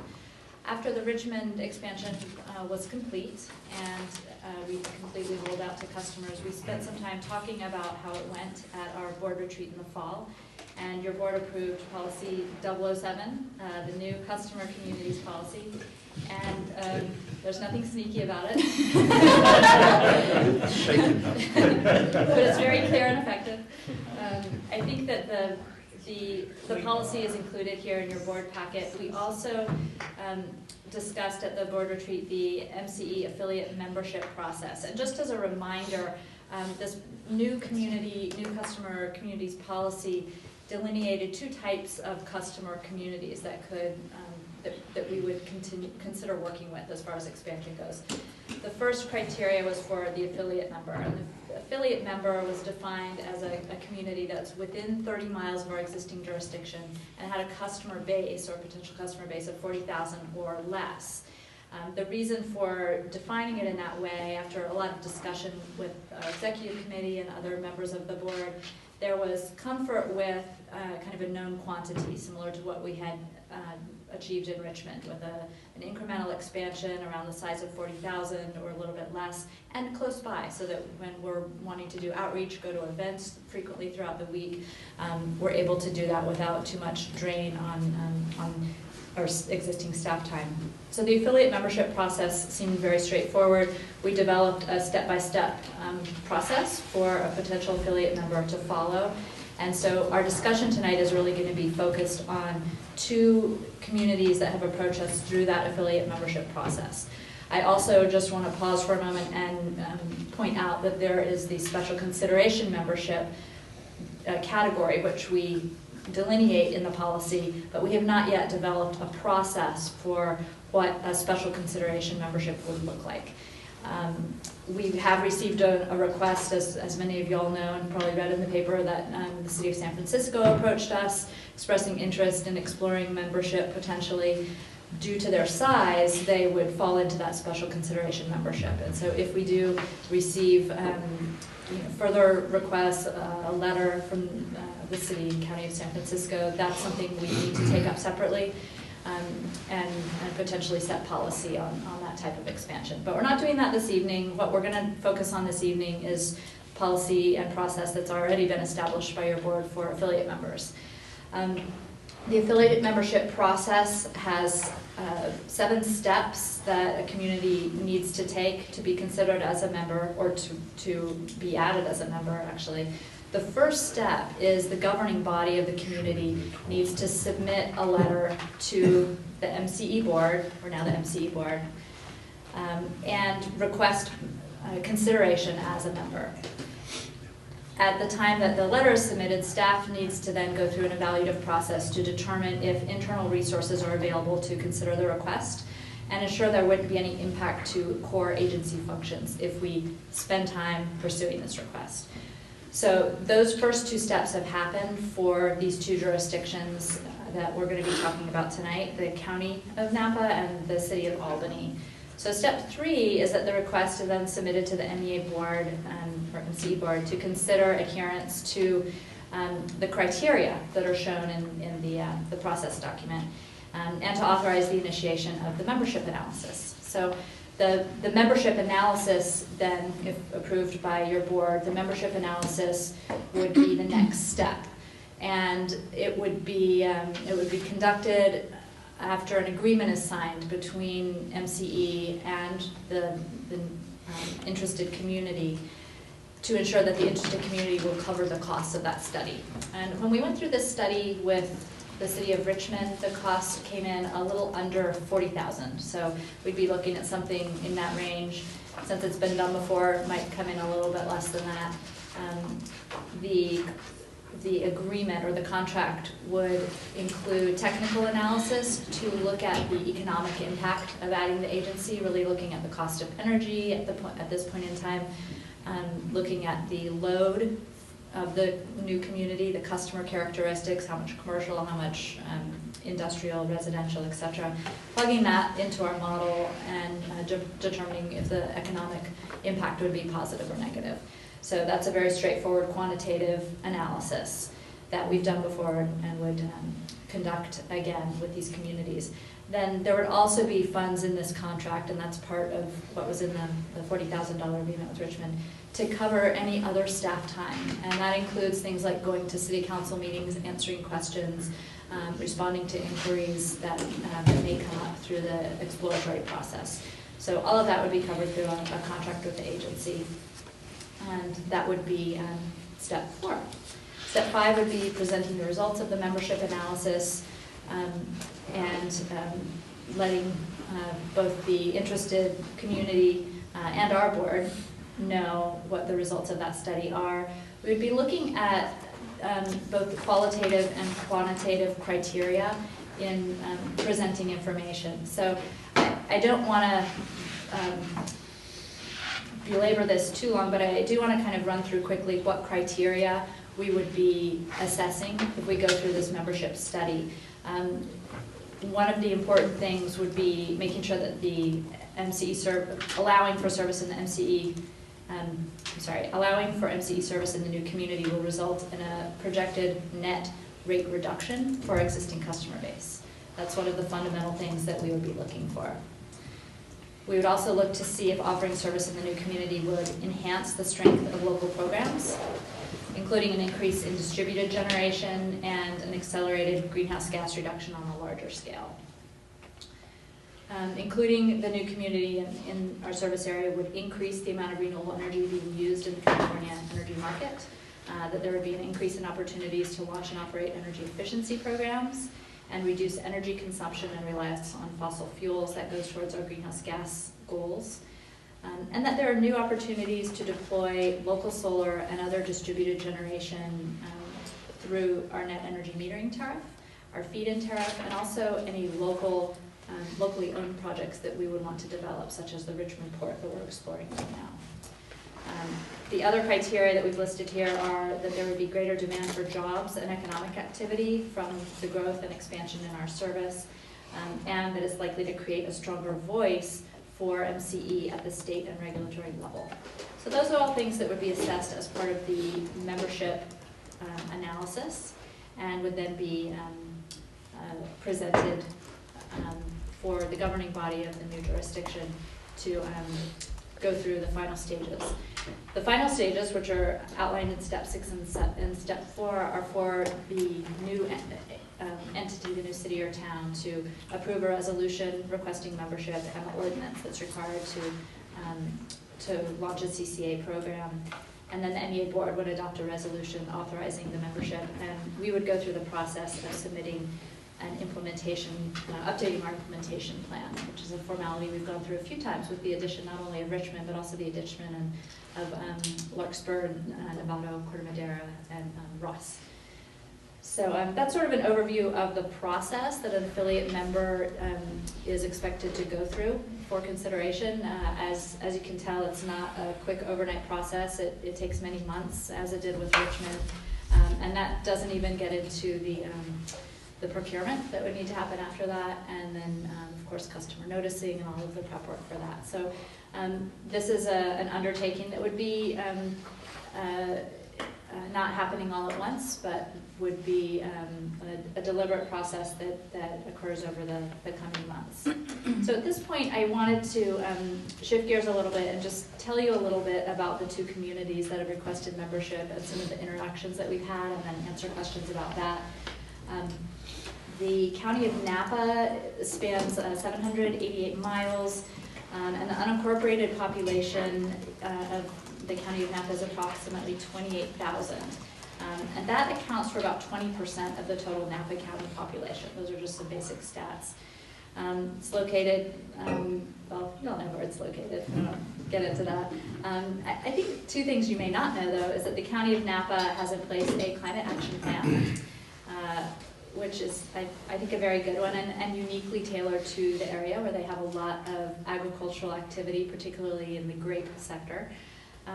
They also have an environmental purchasing policy in place, as well as a number of other sustainability initiatives. And I remember actually going up there as early as in the late 90s, there was a lot of innovative sustainability discussion going on in the vineyards and looking at ways to increase the sustainability practices there. So there may be some interesting lessons learned there, some best practices that could be shared with some of our other jurisdictions.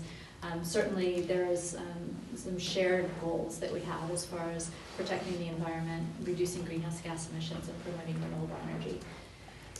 The County of Napa is very interested in having choice available in their community, and that, along with their sustainability goals and initiatives, I think is the driving force behind the request for consideration as a member. By contrast, their size would be less than the city of Richmond a little bit, so that's worth noting. The other jurisdiction that's approached us is the city of Albany. It is a 22 square miles in size. Its population is approximately 18,500, so it's a much more dense community, obviously. Most of you probably know where it's located, but just in case, it's just southeast of where we are. It's a little to the southeast of Richmond, so pretty close by. I think there are a couple of things happening in the city of Albany that I think are of interest on the sustainability front. They established a sustainability committee in 2012 to provide leadership, technical assistance, education, and outreach to members of the public, schools, local businesses, and city agencies on a lot of innovative programs that promote sustainability through energy conservation, solid waste reduction, recycling, and I won't belabor the point, but they have some interesting initiatives going on, as well as a green building ordinance to foster use of energy efficiency and environmentally friendly building techniques. The interest in our agency coming from the city of Napa is similar, I think, to the interest from Napa. Albany is interested in having choice in their community. They're very eager to find ways to reduce greenhouse gas emissions in their community.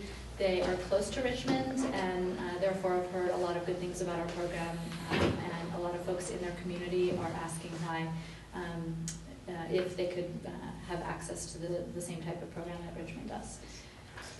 So that's kind of an overview of those two communities, and I think this would be a good place to pause and answer any questions. Don, how many customers would actually, you indicated population figures, but how Yeah. many customers and how that would really kind of, Richmond's about 30,000 customers. That is correct, yeah. So the population is typically double what the number of accounts would be.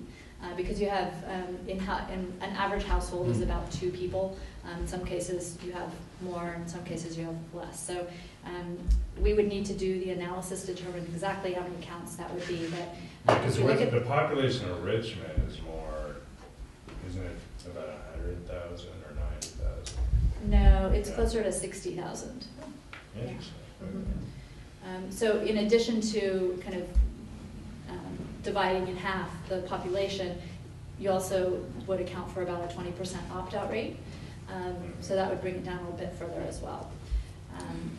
Once we, if we were once the study is underway, we will know what the number of accounts is pretty early in the process, because the first thing that happens is a request to PG&E for usage data, and that's the point at which we get the number of accounts.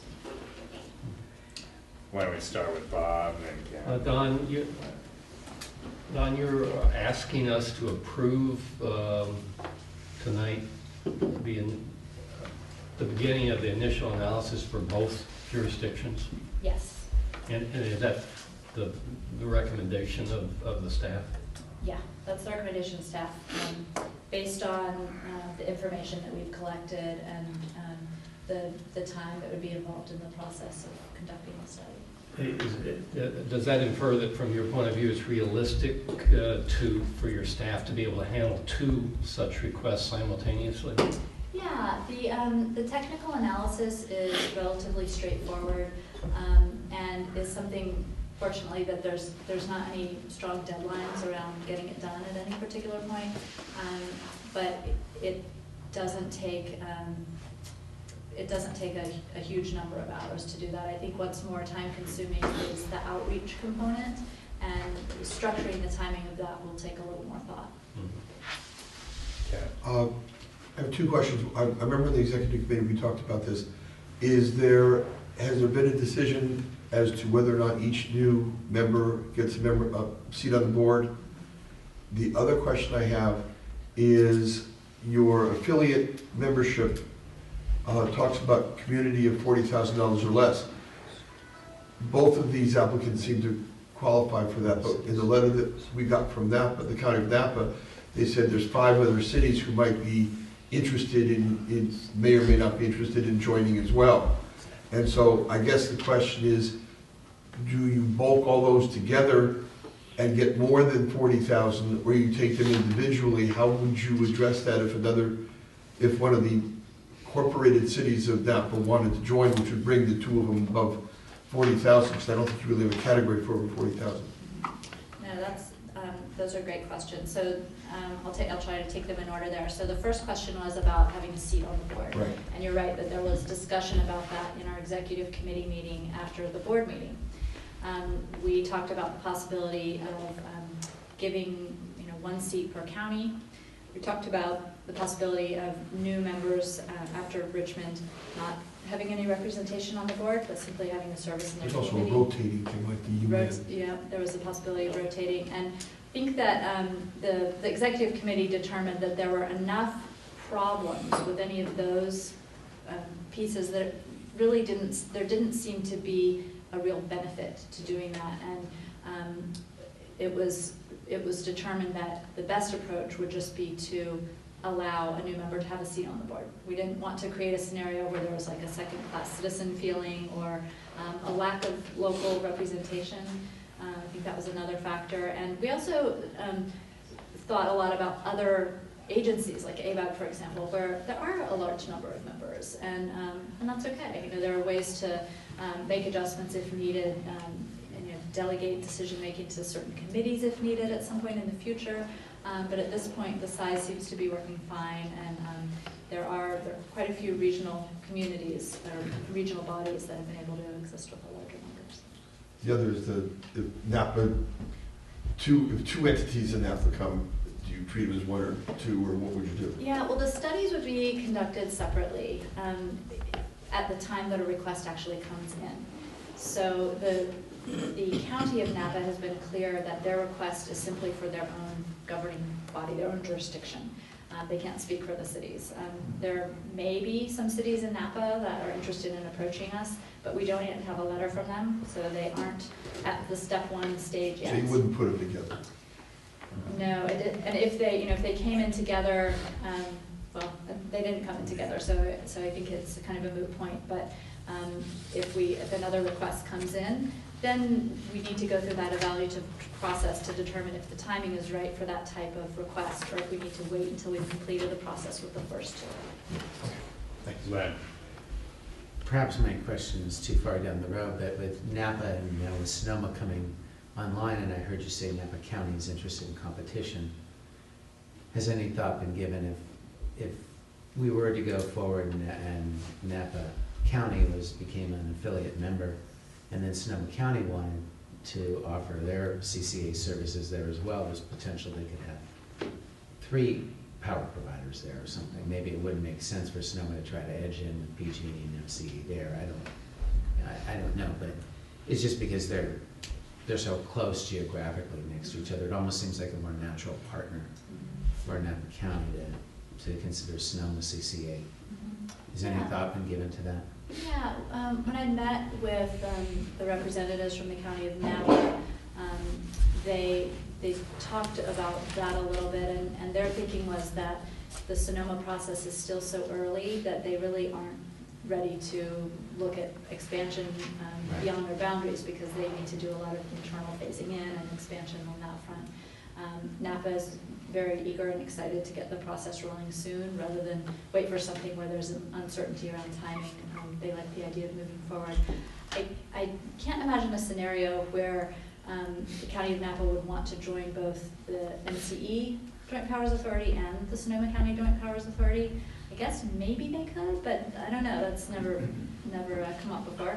I think the alternative is more likely, which is there are a lot of other communities in the North Bay that will be looking for ways to get CCA in their community, and so it's possible that Sonoma will get requests when they're ready in the next few years from other communities. Just one follow-up. So do you see a competitive advantage? Sorry? I was getting permission from the chair. It's polite to ask it before it's quite we'll do this to the very end. Yeah, we would can see you did want to get here. So, do you see a competitive advantage, Don, since San Francisco doesn't seem to get its act together yet, Sonoma's in its fledgling state, and we're this smashing success, and now we have all these folks that want to date us. And so, Watch it, be really careful. yeah, I know. Do you see a competitive advantage for MCE to pick off some of these jurisdictions that fit the 007 policy as quickly as we can? I think as a public agency, we're not Imperialistic. thinking about trying to edge out other communities. That could be the case. I think the only reason why. I mean, it was actually a serious question, because I'm just saying, we're ready to go, and I've been told by lots of our suppliers, the people I've talked to, that kind of visit, bigger is better, because now we have, in a lot of ways, we can get better deals and power deals and do this. Yeah, no, you're absolutely right, and I think the reason why we don't have to worry about edging out or territory or that sort of thing is that there's how many cities and towns are there in California?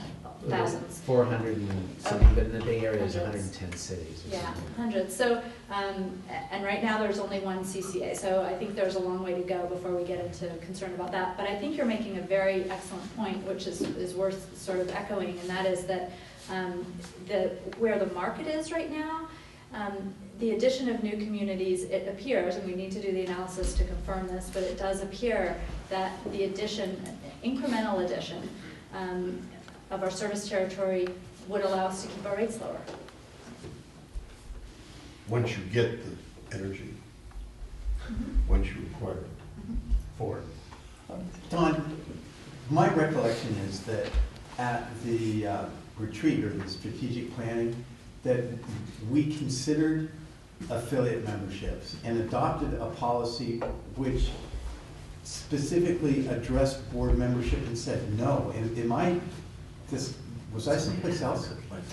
We did not take any action on board membership at the retreat. We didn't. Right. We kind of brought it up for discussion and brainstorming, Okay. but we took no action on that. We felt like we needed more time in XCOM and then maybe coming back to the board to really flesh out that piece. So that's, all right, so that's open at this point, and a determination hasn't been made, thumbs up or thumbs down, as to board membership, because I remember one of the things about which we were concerned is just the potential unwieldiness, assuming that we continue to expand, and I think that, you know, that these applications show that we're going to, or we're going to have the choice.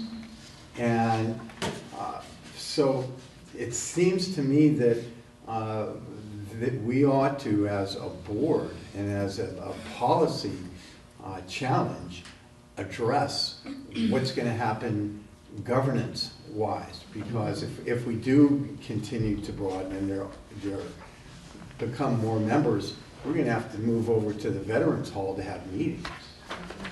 Yeah, that issue has not been resolved. Yeah, and when we discussed this at XCOM, we actually brought a proposal to XCOM that had two different options. One was to allow a seat on the board, well, it was three options. One was to allow a seat on the board, one was to not allow a seat on the board, and one was kind of a middle ground approach where you had one per county that rotated on an annual basis. XCOM determined and provided direction that we didn't want to move forward on changing the structure, which meant that our existing JPA agreement, which allows for all members to have a seat on the board, Right. wouldn't be changed. Right. So we haven't come to the board with a request to change the JPA agreement, which means that at this point, any new members that get added get a seat on the board. If we want to have more discussion about that, I think anytime we could do that. We could bring it to XCOM and discuss which strategy makes the most sense to bring to the board. But in the discussion that we had, there really wasn't a strong consensus or really any push from the members of that committee to make any change to the JPA Right. agreement. I mean, Don, even the name affiliate member somewhat begs the question. Right, it does. I mean, it suggests a different status. I mean, by its And it's type. really, it's really more referred to, I might be using it colloquially in the wrong way, but it's the affiliate membership process is what we are referring to it as. So there's the special consideration membership process and the affiliate membership process. Yeah. If we wanted to give this member a different type of classification, we would need to do that in the JPA agreement with the change. And Greg has proposed language already, which we can look at if folks want to. As a follow-up on Ford's point, though, Don, if we were to vote tonight to move forward with these two cities, we would in essence be grandfathering them into the policy if they get a board seat, because I don't think you could have them spend money down this process and then say 2 months from now, oh, by the way, we decided that you're not going to get a vote. Or another thing that I was thinking was, if it's not determined, at the very minimum, that needs to be disclosed upfront and center, That is a so risk. that there's not any kind of a surprise like that. Because that would just be something that would generate horrible bad faith unnecessarily. So I guess one question for the board is there a sense that we need to resolve that issue now before even entertaining? I don't think you need to resolve it, but I think you need to indicate to the two applicants that it's a matter that's under discussion. I think it's completely clear, the larger you make the board, the riskier it is to get a quorum and the more unwieldy it is. And, you know, as much as I heartily look forward to having the organization grow, I think it for all the good reasons, for the appropriate cities and counties, I think we really need to think about how the governance of the board and the executive committee and those other subcommittees is going to work. And I think as a result, I think you need to tell them that we are considering this, and we'll keep them in the loop as to what's going on, but it's something that and they'll understand that. I mean, they all have boards, they all have quorum issues. I mean, Well, I mean, it may change their desire to go forward or not, but, you know, that's a choice that's theirs, and they should be on notice and be entitled to make that. you think they wouldn't want to be a member of MC, Marine Clean Energy, if they didn't have a seat on the board, but they still had their community benefit from acquiring the energy? I don't know, I'm not Well, I in don't their know. shoes, but that's an informed choice that they should be able to make. Right. Yeah, I agree. I think that we should, the fact that we have inquiry from this, and we've got a policy from this, and we're not going to tabletop resolve this issue of governance tonight, it's a worthy issue, but I think that we should encourage these applications, and if we really think about it hard, there's probably room within this very room and the infrastructure that we have in place to add 2 more folks to the table here. Absolutely. Can be done. If it becomes 5 or 6 or 7 more, well, then that's maybe, we're starting to get there, but right now, I think we can handle Albany and County of Napa one day, sitting at this table with us. I think we do need to have a conversation though on governance, but also be open to a large board. I mean, I sit on BCDC and we have 21 people on that commission. Right. Not that that's necessarily a good model, but it works and We see people how do popular come to that the is. commission meetings. So it's possible to deal with a room full, with a room of a lot of people. But I think it is something we need to give some thought to. So Don, Sloan, go ahead. So it's slightly off topic, Yeah. I want to revisit just one point. Don, if it's your recommendation or preliminary view that the growth is ultimately a good thing, could you just comment a little bit about what sorts of factors or why you believe that to be true? Yeah, I think that the primary reason is tied to our mission, which is to achieve greenhouse gas reductions and get more renewable energy onto the grid. If we just stayed in the first little 8 cities and towns of the county where we had started, we wouldn't have achieved the types of GHG reductions and renewable energy increases that we've been able to achieve. So that's the primary reason. The secondary reason is economics. So if right now our commercial costs for all of our commercial customers is lower than customers of PG&E. If we hadn't added Richmond, that would not be the case. Our costs would be higher. That cost difference is saving money for our cities and towns, our schools, our businesses. So economics is the second reason. And then the third reason is our voice.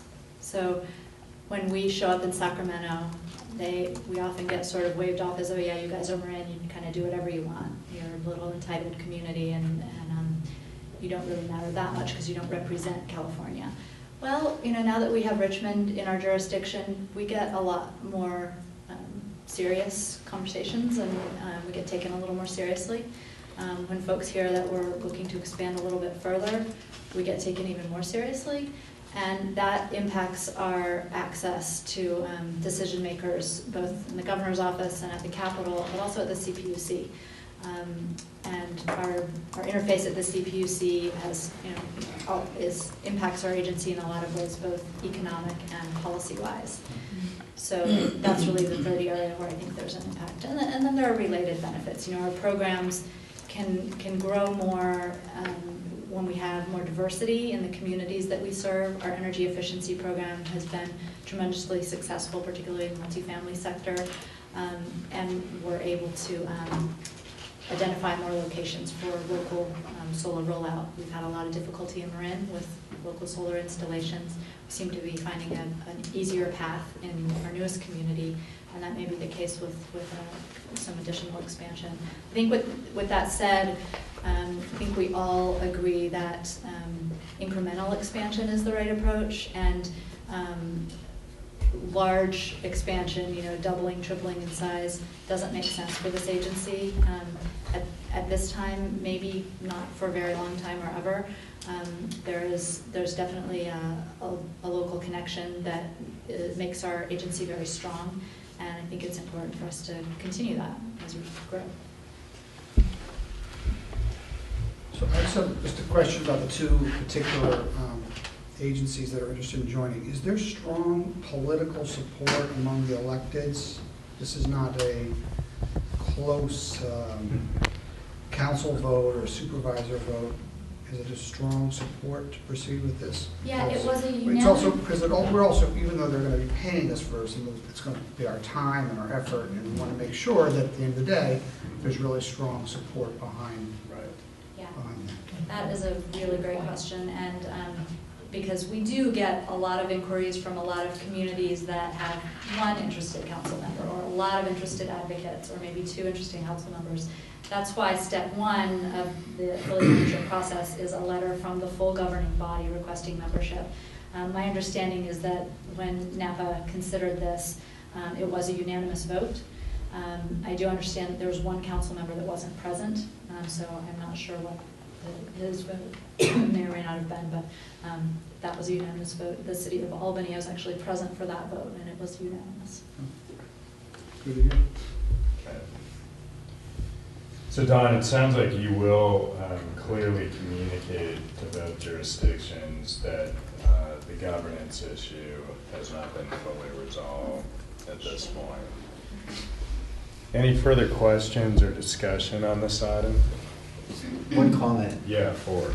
I think it was Victor Hugo was the one who said nothing is as powerful as an idea whose time has come. And these inquiries show that that's true with respect to our objective and what we're doing. And I think that's great. Well put. Would someone like to make a motion? Sounds so classical. I know. I move the resolution. I'll second. Okay. All in favor? Aye. Yes. Opposed? That matter carries. Good work, everyone. Okay, item 12, policy 009. Not quite sex. But thanks for your time. I'm going to make this quick. And it is a serious matter. It's very important. It was a pretty exciting and lengthy process for the organization, but we did discuss it at the November XCOM. And so we had full support to bring it to the board. It's fairly straightforward, but really what we're doing here is trying to formalize an IT security policy based on a lot of the ongoing practices that have been in place with regards to customer information, internal controls, infrastructure, staff management, vendor management, etc. So what we're doing here tonight is building on really sound practices based on initial program implementation and enhanced components of that based on a pretty broad-based audit that we went through with an external firm, and we've since applied many of the enhancements there, and I'm going to go through a little bit of the process there, but I'm going to try to make it short and sweet. So with the expansion into Richmond, again, we grew our staff, we grew our customer base, and so of course we grew our contractor base to try to serve, better serve more of our programs and better serve more of a diverse customer base. So with that, there comes an increased liability. The more external parties you're working with, the larger subset of data. And then of course, as we grow near with the onset of having smart meter data in our hands, and the use of that, the analysis of that, the transfer of that, all of those things considered, and in addition to some other demand response opportunities, et cetera, mean that we need to have super sound IT practices in place. And with that, we consulted with the firm, actually, Trust CC, and that's a firm that our bank referred us to, which is great because we didn't have to go through the process of spending a huge amount of money that we didn't need to essentially customize a program to audit our internal controls, our IT infrastructure, our staff policies based on the guidance from this firm, Trust CC. And so we went through that process this summer. I should also note before I go on, we already adhere to the sort of legal and regulatory requirements that we're required to via the CPUC. We adopted a policy in December of last year. So this is going above and beyond what we need to do, but that's not uncommon for this agency. And so it's the right thing to do. It's what we wanted to do. So I'll just enhance that point before I go further. So this summer we went through a process to be audited. we determined there were a few areas that we needed to make improvements. Again, keeping in mind those improvements that were recommendations are based on banking standards, which are far more stringent than what we're currently required to adhere to. So in our mind's eye, there were just real good add-ons to consider and to implement. So we've since done that. We have just a little bit of additional work to do to sort of meet the full recommendations of this IT audit, but we've pretty much completed 90% of that work. A big component of it was some probing, some phishing, as it's called, a phishing exercise to the staff that was sort of dramatic and a little bit stressful, just because I had to put everyone on the spot and send an email out asking for donations to a very, very just cause, which was a total ploy to see if anybody clicked on a suspicious link and then donated funds, or tried to donate funds to this cause, and then allowed this external party access to our server. And so it was a dramatic scene. I won't reenact it, but Beth was a star of that show. And that's good. She's our legal director, so she reacted the way you should, and it was really quite a day. So with that phishing exercise, in all seriousness, that's a big part of what they're trying to do. The staff couldn't know, Dawn couldn't even know. And so we scored really well, actually, having said all that. We did really well. There was only one initial response, which they were quite impressed by. Based on our size, based on our agency and how much we've grown in the last year, it was a real good sign. Following that, we had an internal staff training, and everybody got a chance to kind of walk through the real threats that are out there in the cyber world, and the threats that we really need to take seriously. Again, we did a lot of the work to make the improvements we needed to, and for, the main point to take away with this is formalizing this policy really allows for staff to refer to a set of guidelines, operational guidelines, and then a policy, and also share that with our stakeholders, board, and the public, that the key ingredient to keeping safe is really internal management and keeping those sound and in place, and this policy allows us to have something formal to follow. So I think that before I go any further, are there any questions thus far? I'm not going to read the whole policy. It's long. It's really self-explanatory, and I feel like I've walked us through it. Does anyone have questions? Questions, anyone? Security. And this is something we did go over in XCOM. Yeah, we reviewed it in XCOM. Okay, great. And I have way too much information to share, I will add, and I think it's important. We are a public agency.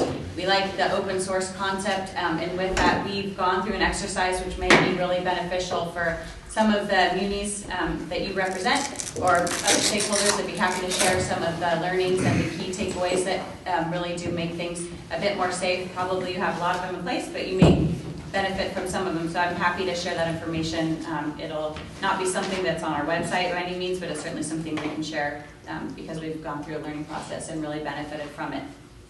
Great. Any public comment? Seeing none, I'll ask for a motion. I'll move. Second? All in favor? Aye. Opposed? That matter carries. Item 13, policy 10-010, infants in the workplace. Great. So this is another great addition to the organization. This is more along the lines of our commuter benefit policy that I had the opportunity to work on, which was great earlier this year. And this is really a way to further strengthen our organization and bolster employee retention. It's something that is quite innovative, and yet, to my surprise, going through the research process, there's over 185 organizations throughout the U.S. that have a infants in the workplace policy for many years, and with very, very high success with staff, and very little sort of onus on the agency. So I was surprised by that metric, and certainly being MEA, we like to look for progressive and really sound. No, excuse me, it's MCE now. Oh, sorry. You got to be correct. Thank you. Actually, that was a test. That was my We're listening closely to Thank every you. word that you're saying. That was your fishing exercise, so you did well. Good. So I meant to do that. MCE. Well, and this is also written before we've changed our name officially, so the packet went out a week ago. Yeah, but you can think on the fee. You're right. Okay? Right, thank you. Very good. So anyhow, MCE is one of those agencies that certainly likes to look for progressive and really uniquely customized ways to enhance not only customer programs, but staff programs. And so this is certainly one of them. The Infants in the Workplace seems like a great fit. We do have some examples from folks on our board and folks on our staff that have seen this in practice in their previous positions and has said it's worked out quite well. I will say that unbeknownst to me before our last executive committee meeting where we did vet this opportunity and decided to bring it to the full board for approval, that this has been something the agency's been looking to do for a long time, and it's now sort of the right timing given our staff that's over doubled to put this into place and to formalize a policy that again just enhances a great retention strategy. It's very simple. It's really, it says it, you know, very simply that the new parent will be able to bring their infant to work for the first 6 months or when the infant begins to crawl, whichever comes first. And so that staff person will be able to, subject with the approval with their supervisor, and the employee in good standing with the agency will be able to bring the infant to work again, and forever, whichever comes first, 6 months expiration or the baby starts to crawl, they will be able to then look after the infant in the workplace. Of course, there are lots of details with this policy that are worth mentioning that we've already vetted and have in place in terms of liability forms and sort of registration forms to have emergency contact information in place, a designated staff person to be there as your backup. Obviously, it's a sort of communal acknowledgement that the agency needs to recognize with that staff person that if this doesn't work out for whatever reason, that it becomes a problem for other staff or supervision, that would be taken into consideration and perhaps a change of that benefit would take place. So it's with consideration that this needs to be sort of a mutually beneficial benefit in place. And so with that in mind, let me see if I've missed anything else. I think that pretty much covers it. We talked about it in November. I can answer any detailed questions about kind of like the programmatic. You're gonna set up playpens everywhere? Not everywhere. Do you have room for this? We do. Not It's subject to the employee and their location in the office and the spatial relationship that would make the most sense, and subject to supervisory approval. And so we're not going to have playpens everywhere. We're not going to have them in the conference rooms. This right now seems like a unique fit for some of the secured closed office space that we have, and so that's been taken into consideration. Yeah, it's a neat program which you really have to think about, because I worked at a company that let a husband hire the wife, and then we fired the wife and the husband got really, really upset. You gotta be real careful if you're going to make a decision as to whether or not, no, don't grimace.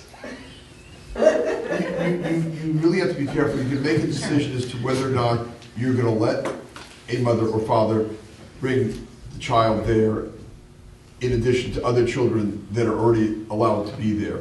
You know, saying no to one person when others are there is sometimes really, really hard.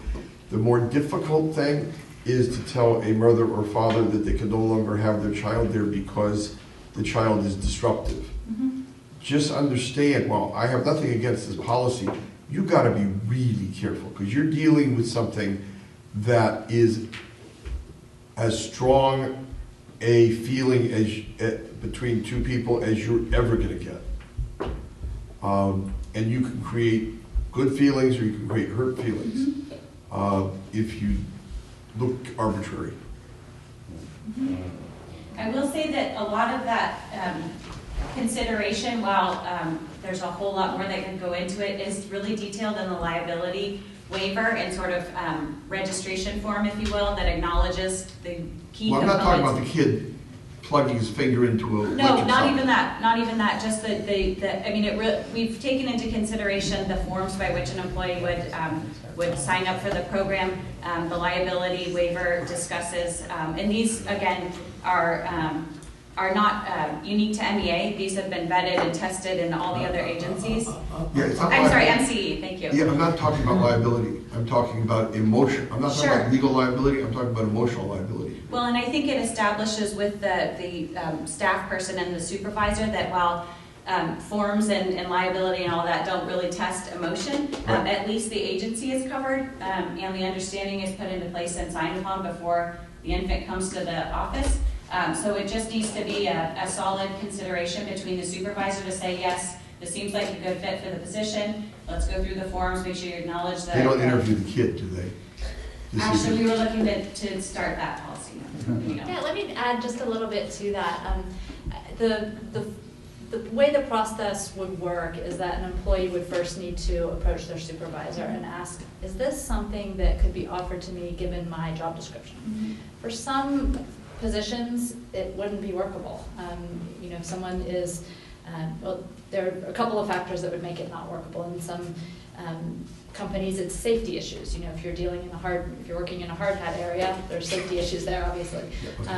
In our agency, we don't have that sort of issue, but we might have someone who's dealing with the public on a frequent basis that has to be ready to deal with walk-ins and that sort of thing. That might be a difficult arrangement for someone to be caring for an infant at the same time.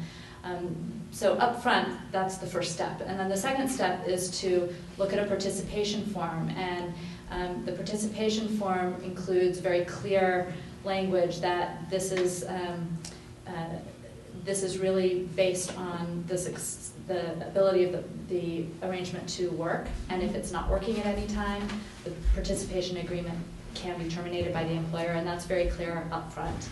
And I think that's really important. Well, it is important, but just remember, when you're going to tell, let's assume it's a mother. It could be a father, it could be a mother. Let's assume it's a mother. If you're going to tell a mother, one, we don't want your child here, but Mary's child is here, okay? Two, I don't know how many of you, I know you do, I don't know how many other ones have kids, but the other one is, if you're going to let little Billy come here in his little Rocky thing, and then... No, these are, you need to understand something, they're less than 6 months old, they're lying prone. No, but they're in a thing, they're in a little thing. Whatever they're doing. Or they could be a jolly jumper, They cry they could and be they a lot of scream and things. they make But messes, even, but they don't. but the kid's not gonna be upset. What you're doing is you're telling a mother, let's assume it's a mother, you're telling a mother that their child doesn't fit in here and has to go home. Just understand, that is never, ever gonna go over well, no matter how true it is. Doesn't mean not to be the policy. The policy is... All right, I think we've covered that. Yeah. Good job. Good job. Nice. So, Right, and I think a lot of it really is communication that's going to happen between the supervisor and the person making the It's request not and a- going through the I want form, so to mark that expectations are comment. set. I want that comment marked, so that when something happens, I can say I told you so. all right. Unless there's any new ground to cover by anyone or the public. Emily, thank you for your work on this proposal. So I move adoption Okay. of policy 0110. It's been moved and seconded. All in favor? Yes. Aye. Opposed? That matter carries. Thanks again. Item 14. What we've all been waiting for. Exactly. So I actually didn't, because of how long the agenda was, I decided to not prepare slides. So I actually only have 4 quick items to touch on, and they're going to be quite a bit shorter than usual. So And just just to give for people. the public, this of course would be the regulatory. This is the regulatory update. This is the dessert of the board meeting. Every time. So it's the thing that everybody waits with me. Saving the best for last. Exactly, thank you, saving the best for last. So I'll just buzz through a couple of quick items. One is we talked extensively at the last board meeting regarding the proposed decision that is out regarding CCAs and energy efficiency and how those programs are run. That decision has been held, And we understand that there may be some modifications that are coming out in the next week or two, but we're just waiting for the process to sort of pan out. So it could be. Held means it's not implemented. That's correct, that it won't be voted on. Sorry, I just went into commission jargon. It was held from the commission's agenda, and so it's slated for the December 19th agenda, but it may end up being held again till early next year. And is that the electrical versus gas energy efficiency decision? That's correct. Okay. So it relates to what types of programs CCAs can run for energy efficiency, whether they can be electric or gas, what type of programmatic rules apply to CCAs. And so we'll keep you posted. So could you remind me whether you have already received feedback as to whether changes to the tentative decision are going to be made, and if so, in what degree? Have you already reported on that? Or you Yeah, just don't know? so there have been no revisions yet made to the proposed decision, but there will be revisions made to reflect the comments of the parties. And so we are waiting for that to be released, and to the extent that we need to have additional communications with additional offices, we will. But there aren't like tentative revisions. In other words, there was a single meeting which I was with you at, and then maybe telephone calls, but there's no true indication of where the PUC is going with it, right? That's correct. And we won't get that indication until at best a couple weeks from now. That's correct. Got it. So the way that the Public Utilities Commission works is there's actually a website. The changes to the proposed decision don't actually get emailed out to the parties. They appear on a website. And so you wait for them to appear on the website. And, you know, but from a procedural perspective, I asked the assigned office, and the indication was that, you know, the expectation it would be a week or two for those revisions to come out. Christmas Eve. Yeah. And hopefully it comes with a big red CCA bow on it, but you know, you never know. I'm not gonna hold my breath.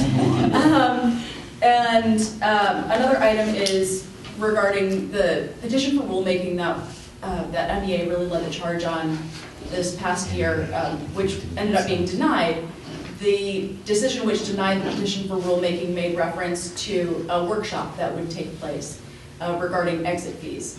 And this workshop and this approach has finally made some traction at Energy Division. And so we expect to see a workshop set up in January regarding the PCIA. And that appears to be the trend. We haven't received information from it, but from several different sources and several different proceedings, administrative law judges and the like, it appears that there will be a discussion in January of the PCIA, and hopefully there will be some next steps and action items that would result from that workshop. And can I ask you, what's a workshop mean? Who participates? What's the format? Do you have any sense of that, or does it just depend on the issue? Yeah, it really depends on the issue, because sometimes there are workshops that are associated with specific proceedings, and this would be a workshop that doesn't have a specific proceeding. So in essence, the commission would set a date. They would send out a notice to various different proceedings and say, everybody's welcome to attend this workshop, and here's the agenda. And they would walk through, you know, hopefully it'll be a full day. And as a result of that, you know, often in proceedings, there would be a workshop report afterwards, which would get served to a service list, where you identify what happened in that workshop, and you come up with next steps. So it's unclear exactly what the process is, because it's not exactly a defined process, but that it's actually very positive that the commission is taking proactive steps on this, and we look forward to discussing these fees that are really impacting our customers. Great, thanks. Is any more questions on that workshop item? Can I just add one thing, that we're sort of looking at taking a multi-pronged approach on this issue, so we might be contacting some of you for letters from your jurisdictions regarding your thoughts and feelings on the PCIA in order to bolster our cases. So expect some communication from us shortly. And we've also been communicating with other entities, including community organizations and others. And exit fees and the non-bypassable charges paid by customers is a very technical matter, but the people who understand it end up getting very fired up about it. And that's what we found. So, we look forward to hearing those voices coming forward, because this is no longer just an issue for large commercial and industrial customers like it is under direct access, but we're talking about residential customers, we're talking about small customers, and we're talking about a very different portfolio. So I think this is going to be, hopefully we will see positive outcomes and at least next steps coming out of this workshop process. The next item that I wanted to touch base on is the long-term procurement. I'm sorry, can I Yes. ask you another question? Of Who course. creates the agenda for the workshop, and can you request an item be put on the agenda? Yeah, so the agenda is being developed by Energy Division, and we have had a conversation with Energy Division about that. Gotcha, thank you. In the long-term procurement plan, track 4, this relates to the SONGS outage in Southern California. The proposal in that area is to have all replacement resources for SONGS receive cost allocation mechanism treatment, so non-bypassable charge treatment.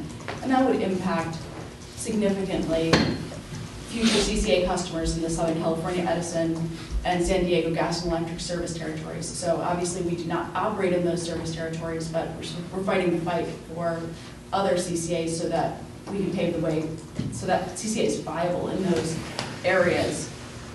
We submitted an extensive brief on the cost allocation mechanism, and based on the record of the proceeding, we do not believe that the investor-owned utilities have met the criteria for having CAM apply. The investor-owned utilities have asked for 100% CAM treatment. To date, we have received 3 motions to strike of our brief from PG&E, SDG&E, and SCE. And so I believe we have successfully struck a nerve. It appears that the utilities do not want information regarding the legal and factual faults with their CAM arguments. Are they arguing standing, or how are they? No, struck? they're actually, one of them actually, it was SDG&E's requested striking essentially including all of the legal arguments behind CAM and up through our introduction. So I think that there maybe was more of a visceral reaction in that circumstance. On what basis though? Yeah. Oh, they said that it was out of scope, but actually what's being determined is what the cost allocation should be for replacement resources, so it actually is within scope. So it's been an interesting experience, and I think that we might have just set a record for how many sticks you can poke in how many eyes at once. So they're hopefully this at least raises awareness at the commission for the types of non-bypassable charges and costs that our customers are bearing, and the impact that this is having on CCAs, and the restrictions, the legal restrictions that there are on CAM for CCAs specifically.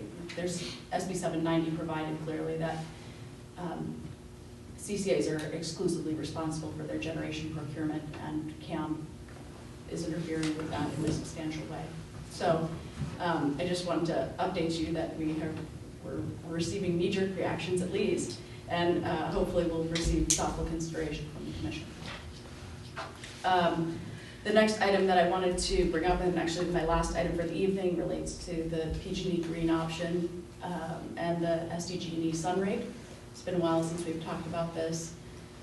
As you know, Senate Bill 43 was passed, which codifies the concept of having investor-owned utilities provide green options to their customer, so a more renewable product for their customer. In the comments that we've received to date, from PG&E and from Southern California Edison. Those two entities are taking two very different approaches. Southern California Edison, San Diego Gas and Electric appears to be taking the approach that they are making necessary modifications to their proposed green program in order to comply with the law.